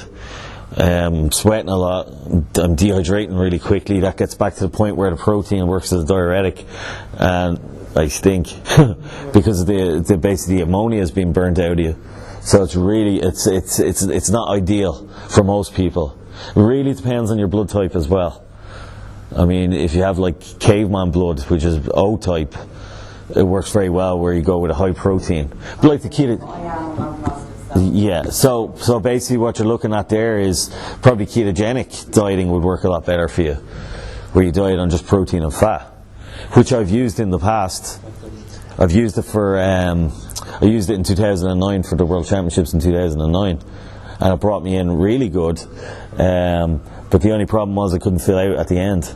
And that was probably a mistake, and I learned from that mistake. I switched it up and started eating carbohydrates in the last couple of days. My body just fell apart. So. Yeah, exactly what you're talking about. It was carb cycling, and there was one day with 0 carbs, but then there was a lot of oil being put in, and I couldn't. Yeah, you won't fill out. Yeah, because your body basically loses the ability to learn how to use the carbohydrates. Now it's great for kind of like for guys just getting into it, like, that are just looking to kind of like get get in condition and stuff like that. Let's say for holidays or whatever, or just in general get into condition. But for a competitive bodybuilder, no. I mean, it was Dave Palumbo that kind of gave that big time, like on he was big into the ketogenic dieting. But, it doesn't really work that well, I kind of got sold on it by that, and I tried it, and I did get really good conditioning. I think you feel like shit on it. Yeah, so, and it's a thing that's not sustainable. I mean, your pre-contest diet, you can basically, once you up your carbohydrates a little bit and add extra fat to your meals, you can basically, you can follow that all year. And that's what I would recommend to most people. So you'd follow it all year, and then you would basically just drop the calories, cause a little bit of deficiency in your calories if you wanted to, and you basically get in condition really quick, So, Would you go through your carb depletion and carb upping for the weekend contest? Yeah, but I'll basically base it on just a normal person, like let's say a first timer. So what I would say and it would be given again, going back to the condition issue as well. So if the person's done everything right up to that point, let's say the show's, I'll give the show, if the show's a Saturday, let's say, okay, so you would start depletion, you do Monday, Tuesday, Wednesday of depletion, and you'd half the amount of carbs that you would normally eat. Okay, on your normal kind of day. So let's say your medium day was, let's say, 150 grams. So you'd half that to 75 grams with a little bit of fats, a little bit of extra. And then when you carb up, you basically at that point, when you're on your first day of carbing up, should be the biggest day of your carb up, and that's when you take in the most fluid as well. Okay, so the fluid basically helps drive those carbohydrates back into the muscle. Okay, so it really depends on the person. Okay, for most people, for girls, would have to be a little bit more careful. Okay, so for most girls, I would say kind of like 300 to 400 grams spread over like of carbohydrates on the Wednesday. But what ratio to what they're normally eating? Because if they're normally having 100, like I would normally have about 100 grams, so that would be. Yeah, so you're taking in a lot and you're cutting way back on your protein. So you cut back your protein to like half a gram.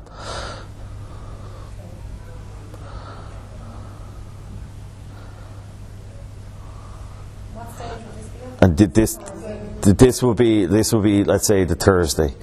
Okay, so you'd want to start carbing up early, and your workouts then would stop at that point. Your last workout should be on the Wednesday. Okay, this would be going for girls. Now, if it was a guy, I'd have them kind of depleting from maybe the Saturday, but for a girl, I'd have them depleting from the Monday, Tuesday, Wednesday, and then the carb up, as I said, on the Thursday, and then kind of cut the carbs back a little bit by maybe nearly half. That's the way I did mine for the last show, and I worked really well. Yeah. Exactly like that. Yeah, and it works great, like, because you're at that point then you're upping your protein on the Friday, and at that point then you should be basically ready to rock that night then. So on Thursday and Friday, are you dropping fats to allow the extra carbs? There's no fats on the Thursday, no fats at all on the Thursday. Okay, and then you start introducing fats in solid forms, not like oils or anything like that, but like red meat or a little bit of salmon on the Friday. Like later on in the evening when you start kind of cutting back on your water. And at that point you should be pretty much ready at that point. And don't take any diuretics or anything like that, you know. Not for girls. Bad idea. What do you think of the natural ones like peaceful expels? Yeah, these are really good. Yeah, any the water, like there's one from Pharma Freak. It's a diuretic one. Can't think it's a diuretic anyway from Pharma Freak. It's a Rip Freak range, but it's really, really good, and you only use it for the last 2 or 3 days before the show, and it works really well at just expelling all the water. But again, as I said, you don't need them. I mean, if you're drinking enough water, water is the best diuretic you have out there. I mean, if you're drinking enough water and you all of a sudden you stop it and you're taking sips, your body thinks it's still getting that amount of water in, so it's going to start expelling at a huge rate. But if you're drinking like what you're doing, if you're drinking, you know, a reasonable amount of water, and then all of a sudden you stop that like 24 hours before the contest, don't take a sip, your body will expel it for a couple of hours, and then your body goes, wait there now, hold on a minute, you know, what's going on here? And all that time when you're stopped drinking water, you're sweating, and even when you're talking, you know, all that water is leaving your body. So if you're not replacing any of that water, it's going to be a serious issue, and it reflects on your conditioning, on your body's conditioning. So you need to stay away from doing anything like that, you know. Yeah, and just sip on the water. You can get the distilled water and sip on it, or you can get like the Evian water, which is pretty low in sodium, and just sip on it. You know, I mean, but anything that's done to extreme never really works that well, and if it does work well, it's just really blind luck that it did work well for you. You know, so I wouldn't be doing anything like that, you know, definitely not, you know. You mentioned the diuretics there, you mentioned one from Pharma Free for ladies, is that? It's for guys as well, yeah.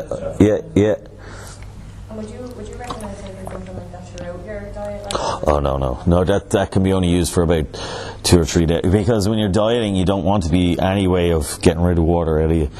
You know, you want to keep as much fluid on you. That's where sodium as well will come and play a huge part as well. When you're dieting for a contest, a lot of people think they need to to eliminate the sodium out of their diet. You need to add sodium into your diet. It's actually the most important time to actually add sodium into your diet is when you're dieting, because the sodium basically keeps the muscle a lot fuller. You're drinking enough fluid, so you're not going to get any really negative water retention, and you're going to be able to train and get a pump. And basically, that's for women as well. Yeah. and you feel a lot better because sodium's a transporter, so it gets everything moving around the body.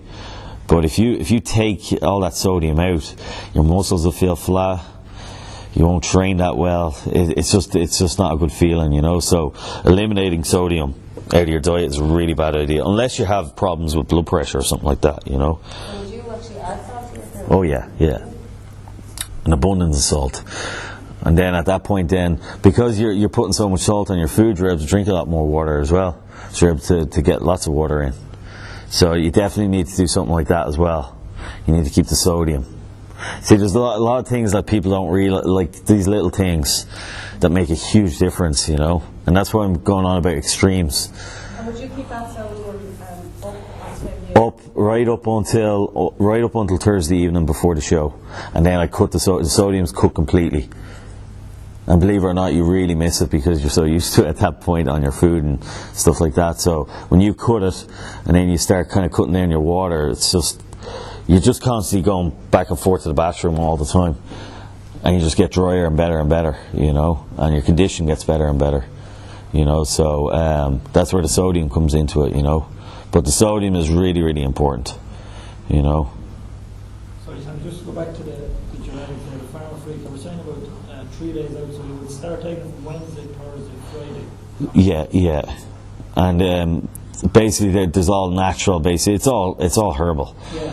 You know, and it doesn't cause an extreme excretion of water out of your body, and it won't cause any cramping or anything like that. You know. So again, we're talking about extremes. People who go to really the extremes are the ones that kind of end up really kind of either passing out or, you know, something worse, or they look terrible on stage, you know. What do you think about apple cider vinegar? Yeah, I never used it. A lot of people are going on about it, you know, but never appealed to me, you know. I tried it now because that's indigestion. Yeah. Well, yeah. He's taking digestive enzymes as well. You're taking digestive enzymes on top of that as well. But yeah, if you're going to extremes, it's not going to really work that well unless you know exactly what you're doing, you know. And most people, you know, as I said, it's blind luck that some people actually get it right, you know. But more than likely they'll get it very wrong, you know. And you can see that, you know. But even with the girls, like it's very important with the girls as well, like to get everything, because the standard in the girls is getting a lot better as well, like, you know. So, and it's all to do with judging criteria as well, what they're looking for. You know, you're doing bikini, so you need to kind of keep things kind of like on a real level key. So any extremes with you, you know, if you're going into a point where you're overtraining, you're probably doing things to extreme, you know. So it's all about being sensible about it as well, like, you know. And keeping the body healthy, you know. Yeah.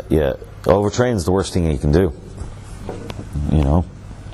Sorry, I'm just something that I missed there. We're talking about cardio, and you were saying 5 days training. So I did do cardio 7 days a week, but that was a mistake.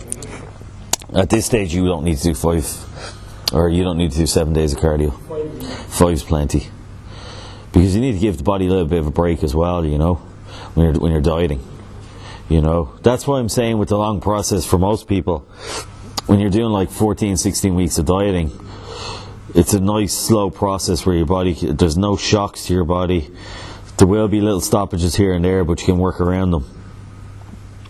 So it's a lot healthier to come in that way. Have you found over the years it's been harder to keep that motivation kind of up? Obviously, when you're performing at the level that you performed at, to be successful, you have to have that kind of mindset, and you know, to think you're the best, I suppose, that you're trying to be. No, you never really think you're the best, but it's just one of those things where. There's another way, like you're kind of telling yourself, you know, you're going into it obviously to win. Yeah. You know what? I always just do the show. I don't ever do a show. Obviously, yeah, it's nice to win, but I always do it for myself, like just to really kind of like, yeah, I want to come in as best. Like, I mean, if I came in the best I can look, and I came in and I just said, there's nothing more I can do, and I'm happy with the way I look, and I end up getting like 6th place or last place, you know, I'm happy, you know. I've never walked away from a contest and kind of bitched and moaned about it, or blamed this person or blamed that person. You know, that's what I'm saying. You're in control of everything that you do yourself. You know, so you know. No, it's just out of enjoy. That's what I'm trying to say to you as well. Like when you're complaining about the food and stuff like that, you're going to have hard days. I've had it many times, you know, and you're going to find it hard to eat the food. But when you keep your mind kind of on what you want to achieve, I mean, you know, it's nice. Yeah, I mean, if you get into very good conditioning and this, that, and the other, I mean, none of us are going to be doing this forever, so it'd be nice when you're older to be able to look back on what you've done and what you've achieved, and it's a nice sense of achievement as well to be able to get your body, obviously winning as well is nice on top of that, but to basically get that kind of an achievement. But it's about your self-achievement. You don't really care what other people think around you, or you know what the next person beside you is doing. Just do it all for yourself. You know, if you're doing it for yourself, I think, and especially if you're eyeballing everything yourself as well, I think you get much better crack at the sport, big time. You know, but if you're relying on too many people, if you're asking that person for advice and this person for advice, and then you don't get the right place in, and you're saying, oh, this is wrong and that's wrong, and it's taken away from the whole kind of thing of competing, you know. So just compete for yourself and have your own little goals set out, you know. Never kind of go around saying you're going to win this or win that or this, that and the other. Just go in, do the show, and if you win, you win. You know, it's forgotten pretty quick anyway. From the branch training amino acids, do you think you should take them, or do you think if your diet is spot on, you shouldn't? Well, that's where it'll come in with the overtraining aspect as well. Okay, with the branch chain amino acids, it's great because basically it keeps your blood very high, very rich with amino acids. But I think you're better off taking a full spectrum of amino acids. There's a few good ones out there, but not just sticking to your 3 branch chain amino acids. Stick to something that has a full spectrum. Well, it sounds like I'm sponsored by Pharma Freak, but that's what I used for the last show, and I found it great. There's one called Amino Freak. You sell the Amino Freak side, don't you? And you basically mix it. You can mix it into a container like that, and you can drink it while you train, or before you train, or after you train. Plus, it tastes good, but it has everything in it. There's no sugar, no nothing in it, and it tastes really, really good. Now, I used that for each one of the contests last year. I basically drank it while I trained, and it was the only time I take it was when I trained. I just sipped on it a little bit, you know, or.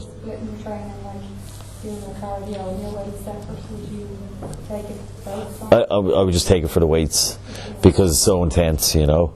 But I was taking glutamine as well on top of that as well. So I'd be taking glutamine with every meal, you know. So, and then when the diet is that spot on, and I'd be very much into, if I was feeling that I was a little extra tired on a particular day, I probably wouldn't do the cardio. And I'd probably cut back on the intensity of the weights a little bit and just maybe use a little higher repetition, or you know, just train with a little bit of a faster pace and lighter weight, you know. So there's certain ways of working around it. Like this is the overtraining issue, but if you're really in tune with your body and you know what it's doing. I mean, if you get up in the morning, it's, you know, you can hardly get out of bed. There's no point in going doing cardio, you know. There's no point in training if you're like that. You're better off doing something instead of nothing, but you know, you can train. You're not going to be going for any personal bests or anything like that in the gym. You just train to kind of get the blood flowing. And usually what you find is, I know this will be your first contest, but you will get days like that. But once you start moving, once you start training, the blood goes around your body a little bit, you'll feel a lot better, you know. And the worst thing to do is start feeling sorry for yourself. You know. Do you ever find when you're training and dieting, I find now, like maybe I normally train, if I'm training in the evening, I wouldn't get home and eat coming to 9:30 or 10 o'clock, but I can never get sleep really until like 2 o'clock in the morning. I feel like I should be more tired because I'm obviously have to do more in their training, but it's like your body is still on a high. Yeah, I mean, it depends. If you're taking a caffeine supplement as well on top of that before you train. No, not anything like. Not like the Jack 3Ds or something like that, no. Okay, so, I mean, if you feel that you can sleep for 4 or 5 hours and that's enough for you, yeah, I'm it's very fine. rarely ever tired. Like, Yeah, I mean, the sleep thing is, again, an individual thing. Some people can get away with 4 hours sleep, other people would be like a demon on 8 hours sleep. So, you know, it's all individual, you know. So you just have to look into what basically, how much sleep you actually need. Like you'll generally find if you're, when you're doing a contest, that you need less sleep. And that's due to your metabolic rate being so high. And you don't need as much sleep. So, and you're eating clean and stuff like that, you know. And off season, I'm not a big sleeper anyway, so you know, I wouldn't be big into kind of saying, oh, you have to get this much sleep.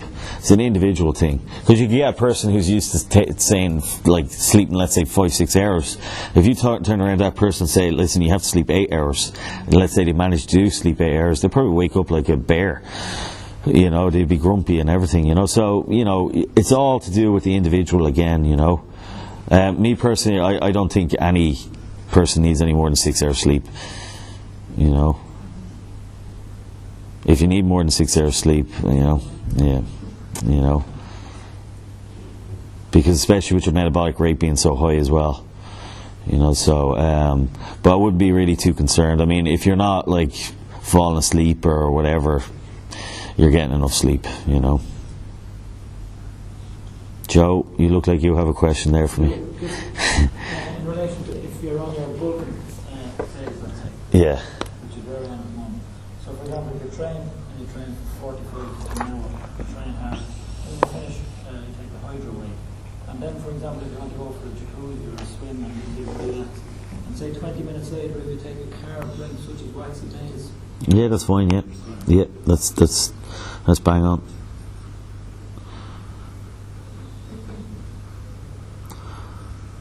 Yeah, it's always, even when you're dieting, it's always a good kind of idea to wait kind of like half an hour before you eat anything anyway.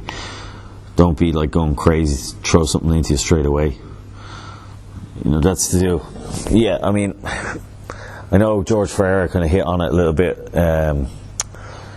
He was saying about taking some hydrolyzed whey supplement or whatever after, but that's to do with growth hormone release, because I mean that's that information's been around for donkey's years.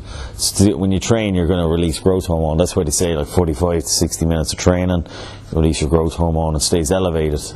And then they talk about window of opportunity when you take in your nutrients and stuff like that, you know. Usually what I would do is I'd wait kind of like all the time, even off season. I would never throw something into me straight away. I'd usually wait half an hour to an hour before I really eat anything, you know, before I even take I don't take no shake or nothing, like, you know.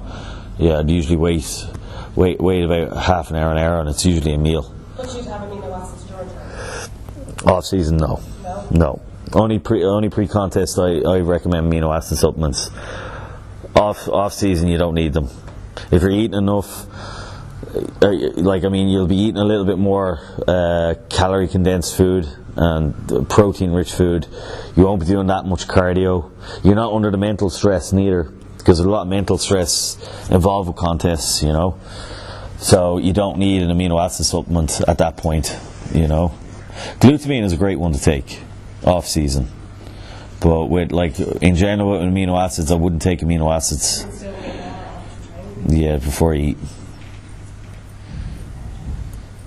And it gives your body time as well to basically just go back to normal, because I mean, if you've been training a hard body part like legs or back or something like that, most people will feel a little sickly after that, you know. So that's where you want to be careful with that, you know. What's that if you feel sick? Why exactly does that mean? What? Feel sick after physically sick? Because all the blood has moved into that particular body part. So, like, let's say if you've trained back, when you're training away and doing your back or whatever, all the blood has moved into that area, and your back is such a large area to train, you will feel a little bit of nausea. Okay, if you trained your legs, all the blood's obviously gone down there. Now, if you train your arms, you're not really going to feel sick training your arms or doing your chest or shoulders, because they're small muscle groups, and that's where you feel sick. So definitely if I train legs, it'll be a while before I eat after training legs. I mean, nothing's going to happen to your muscle in an hour, 2 hours. It's not going to all of a sudden disappear. I mean, if you've eaten enough, like your meal before training, you've had meals, a couple of meals before, like I would train morning time, so I'd have my breakfast or whatever, but you've eaten the night before, and you know, you've had plenty of food in you after your last training session, nothing's going to happen. Just eat, you know. Obviously, if you're getting ready for a contest, you have to be a little bit more stricter on your nutrition side of things. You know, as in, because your goal is you want to get in condition, so you have to basically you have to be a little bit more stringent with that, you know, and stricter with your diet. But in your off season, you know, obviously you're still getting in good food, but you know, you'll see a lot of people in their down and shakes like the minute they get off the gym floor and stuff like that, and it's not entirely necessary, you know. I just find personally myself, I'd rather eat after training, you know, eat a solid meal after training, and then it goes into then are you overeating then your off season. So like I'd always say to guys, maybe like 5 meals in your off season, 5 full good meals in your off seasons, and start cutting out your shakes a little bit, you know, and works out perfect, you know. And you just get more solid gains that way. So that'd be the story with that, you know. Any more questions? Jen, you're very quiet there. I'm good at price. Just to hit a little earlier on there, Tommy, speaking about ladies doing their legs, that you're advising to separate the arms from the quads. How about with the men? Do you advise the same, splitting up their legs? You can, like, I would usually do that for the last kind of like 7-8 weeks before a show. It would be mainly due to being able to hit it with more kind of intensity. I mean, if you've hit your quads hard, it's going to take you, you know, I mean, you're not going to have a lot left in the tank to hit the hamstrings really, really hard, you know, and vice versa, you know. Like off season, what I would do is I'd every week I'd change it up. So I would train hamstrings, then quads. Then the following week would be quads, then hamstrings. That's what I do off season. But definitely with pre-contest, I'd split them. You know, just split them. Just basically. So I do quads one day and then hamstrings the other day. But even on my quad day, usually I'd hit a little bit of hamstring. You know, you don't see a lot of people with good hamstrings. You know. So that's the key to hitting them really hard, you know. But if you do a session just for hamstrings, and bring them out. And what would you advise for hamstrings? Romanian deadlifts? Yeah, stiff leg deadlifts. Yeah, stiff leg deadlifts. I mean, stiff leg deadlifts is, you know, I'd always recommend what most people do would be do a curling movement before they do a stiff leg deadlift. Anyway, I'd do a lying leg curl, seated leg curl, single leg curl before they hit a stiff leg deadlift, just to bring more blood into that, around that area, you know. If you're going straight into doing heavy stiff leg deadlifts, be it dumbbell or barbell, you're going to start running into little issues here and there, you know. So I mean, you want to get a bit of blood in there. And with stiff leg deadlifts, you want to keep the repetition range reasonably high as well, like 12 to 15 reps. Hamstring would be a very easy area to injure if you went very heavy. You know, there wouldn't be any reason, but you'd lose basically if you were doing very heavy weight. It's very hard to concentrate on your hamstring contraction and squeezing if you're doing very heavy weight on stiff leg deadlifts. You know, so definitely two leg curl movements and a stiff leg movement and a step up movement, and that should be yeah. Basically, when you're doing a step up, it should be kind of activated from your glute. So it's going to bring in glute and hamstring attachment, you know. You don't do any step up movements. How high are you down? Step up, basically, the platform should just be a little bit below your knee. Well, short guys won't have much of a problem finding that. And is it similar to 15 rep range? For step ups, I'd usually use body weight, and I do 30 to 40 reps of body weight on one leg.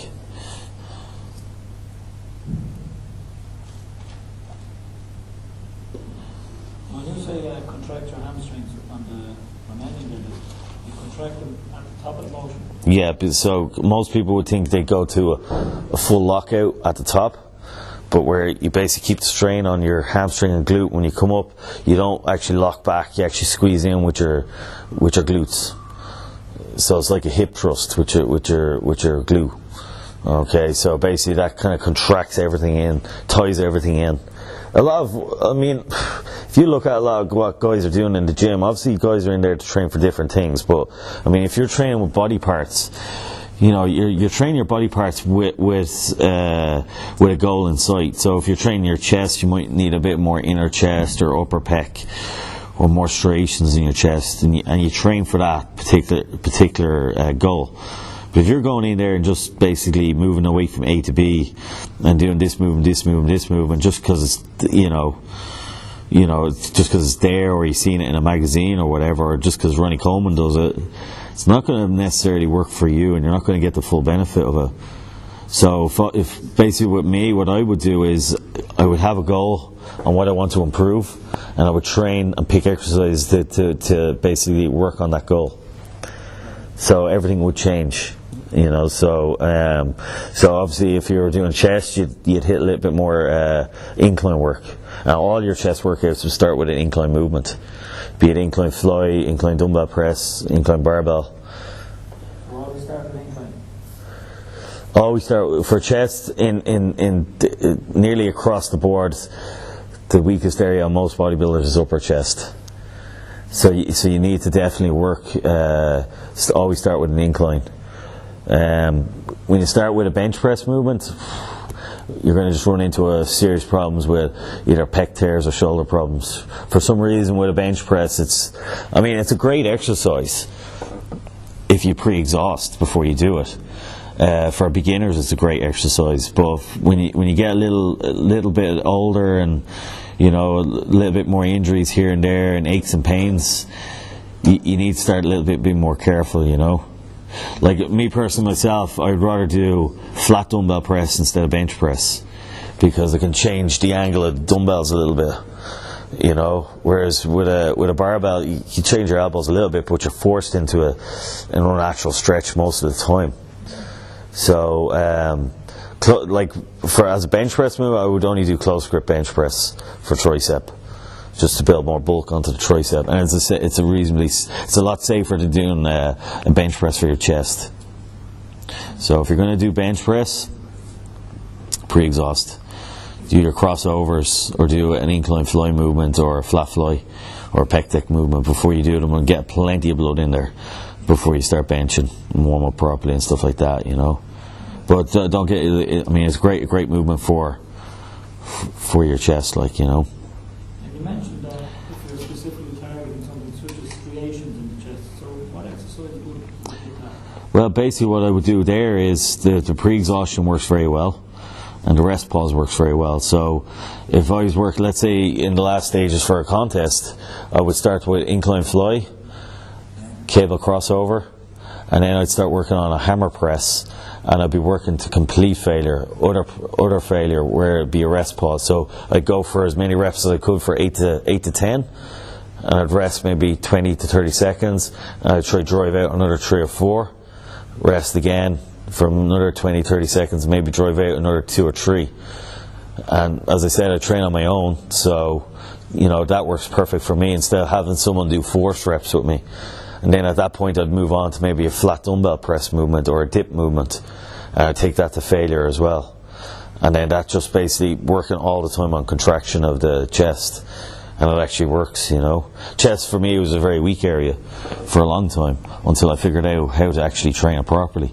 And I used to always think it was doing heavy bench press, and all I got out of heavy bench press was shoulder issues and a slight pec tear as well. So, but the way I train now is completely different, and that goes across the board, even for the girls as well. Like, you have to kind of eye up every part of your training.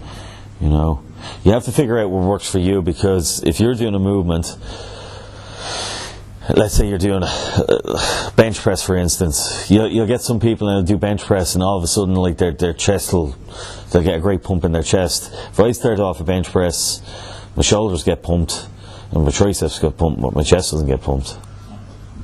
You know, and that's why even with doing the pre-exhaustion for it, I got a slight pump up. I just ditched it completely because it doesn't work for me, and I've realised that.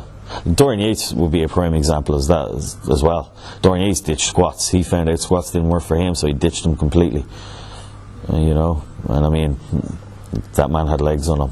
So, so I mean, you have to figure out what works for you. You know, so it's all about just feeling the exercise as well. There's no point in doing a movement and just working it from A to B and kind of saying, all right, that's reasonably okay. You need to feel every muscle fibre that exercise is supposed to work. And if you're not feeling that, there's no point in doing the movement. And there's lots of movements out there that you'll do. Like hack squats is another one that I wouldn't do. I wouldn't do hack squats. It's just too hard on your knees. It forces the knees into an unnatural angle and stuff like that, you know. You know, so there's a few movements out there that, you know, you shouldn't be doing. And the other ones that we shouldn't be doing? It's an individual thing. Like, I mean, you know, it really depends on the person. Yeah, well, press behind the neck that's a no-brainer. Yeah, because that's going to open up your shoulder joints and everything, get your rotator cuffs in very awkward positions, you know. People do that.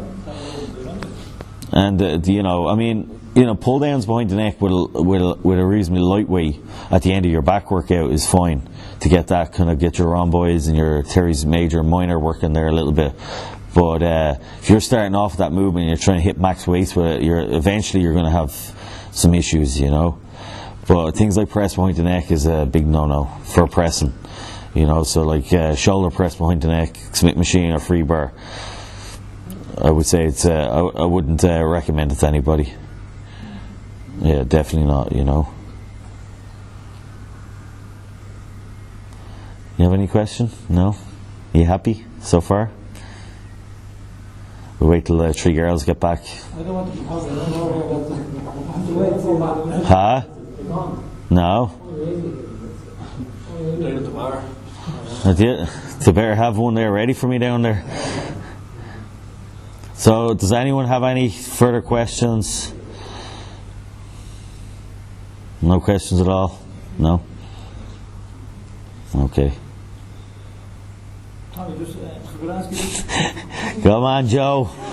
Come on, Joe. Together a training schedule, for example, which body part to map will be for the bulking phase. What way would you work it? Well, you'd work it with your weaker areas. What would you reckon would be your weakest area? Shoulders and traps. Shoulders and traps. So what you would do is, let's say on a Monday, you would start off with shoulders and traps. Yeah.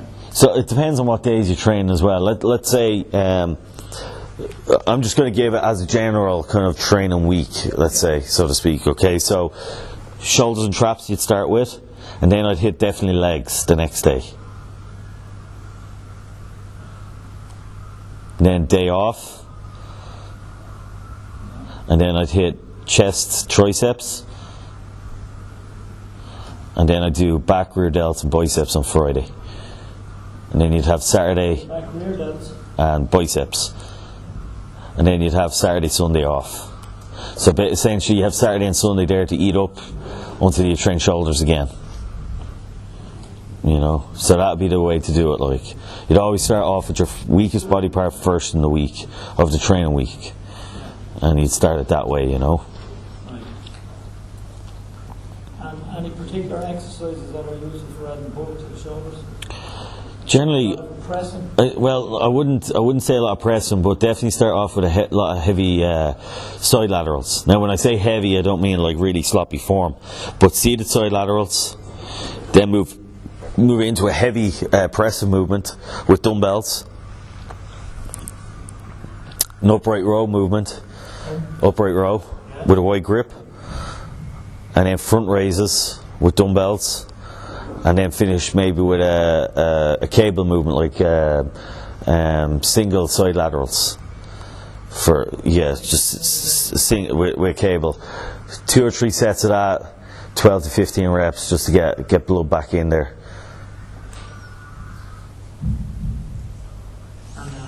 Would they all be looking at sort of the 10 to 12 rep range? Except for the last one. Well, for any of your lateral or isolation movements, 10 to 15. For your press movements, stick to 6 to 8. And for upright row, 6 to 8 reps. And for traps, then barbell shrugs are probably your best bet for traps. Heavy barbell shrugs, because it allows you to put a lot more weight on the bar, and it's a more natural movement as well. No behind the back shrugs or this, no, not this, or not dumbbell, just heavy barbell in the front. And how wide would your width be? Just shoulder width.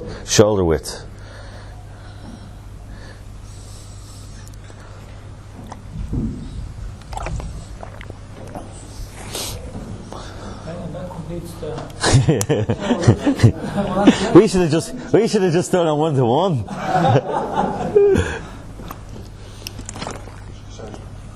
And for legs, just stick with your heavy front squats and leg press. For legs, well, legs, what I would do is just I'd stretch out a little bit, but usually I'd start off with the movement that is going to be my primary movement. So let's say you're start off with some light leg extensions and leg curl movements. So like 20-30 reps. Let's say 2 or 3 sets of leg extension, 2 or 3 sets of lying leg curl. Just really, really warm. Just get a bit of blood in there.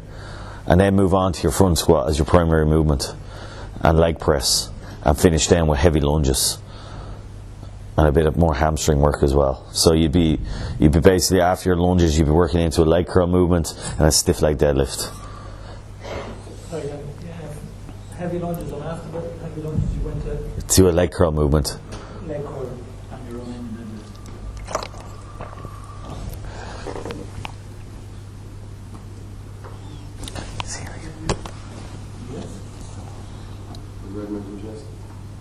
Chest. Well, what I went through with chest, kind of like just pre-exhaust the chest a little bit as well, and then back, really kind of like a lot of chin work with back, like width. You need more width on the back. Barbell rows. Like mainly when you're doing any row movement, I'd stay away from cables. Just stick for your off season. Stick to, you can't go wrong with barbell row, T-bar row, one arm row. I mean, if you do those 3 movements for your back and chin ups, and then rack deadlifts, I mean, you're going to get a savage back out of doing those. Once you're doing the movements correctly and feeling the movements, you're going to get it, And then do your well for back. I'd always kind of say like 8 to 10 reps for back. But and then finish off with your back, do a rear delt movement. Just one exercise for rear delts. So bent over laterals or machine rear delts.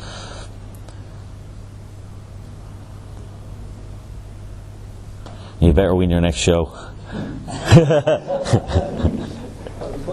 Thanks to Tommy.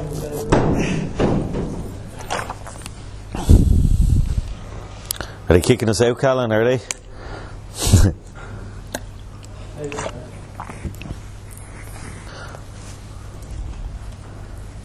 Well, so are you going to compete or what? See it, it's top me, Anthony. No way. Well, Glenn, were you happy enough with that? Kyle, you're talked into it, are you? Juniors, 2 years' time. For biceps, what would you best for biceps again? Chrissy's the man with the biceps. Barbell curls is all you do, isn't it? Barbells and preacher curl. I mean, you see, the thing with the beauty about the biceps is you see a lot.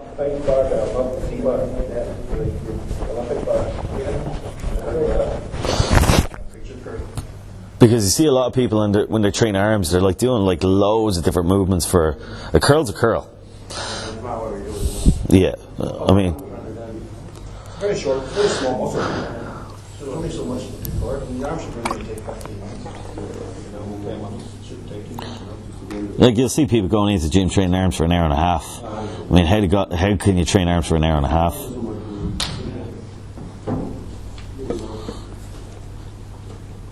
how do you bring that peak up on the body top?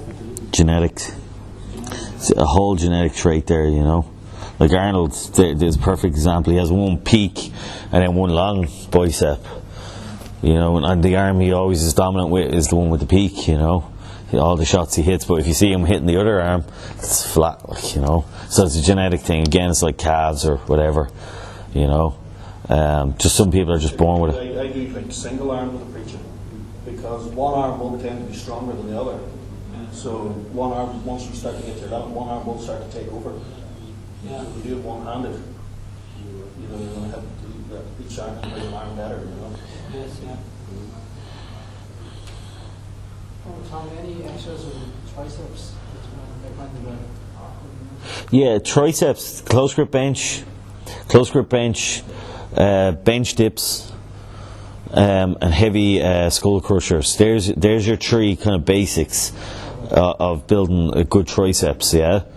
But I'd only pick 2 of the movements in a session to do. So usually what I'd say to guys, come warm up with rope pushdowns, move into a kind of a close grip bench, and then do bench dips, and maybe finish off with like either a tricep kickback, light tricep kickback with a dumbbell, or overhead tricep extension.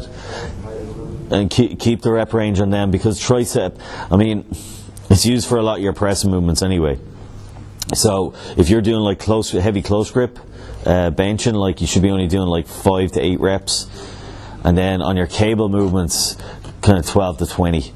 You know, with your rope push down or your straight bar push down, and then like with if you're doing like bench dips, you know the bench dips. You're familiar with the bench dips, two benches, and you'd be basically, yeah, you'd be putting weight on your lap. It's very easy to do, like, you know, but you'd be looking at like a rep range there of like 10 to 15 reps, like, you know. But that's just like, again, that's not set in stone, so you can work around that, like, you know. Do you think the skull crushers are they very hard around the elbow joint? Yeah, I'd only do them every kind of third workout. Yeah, and yeah, I'd be very strict on that particular movement as well. I mean, if you're very strict on the movement, you shouldn't be able to go any really heavier than maybe a 15 or a 20 on each side, like, you know. You'll see some people and they go very.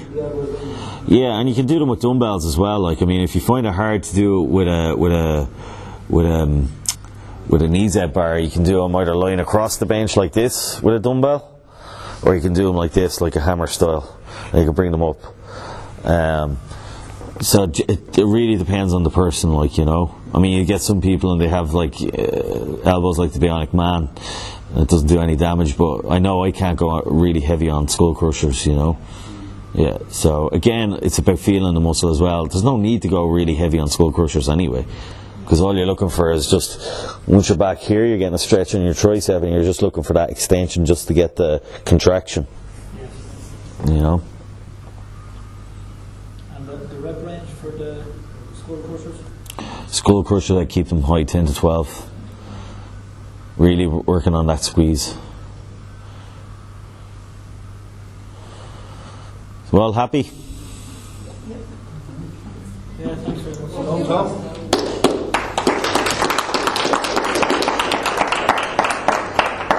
We'll have to get t-shirts. Team Tommy. Y'all better win now.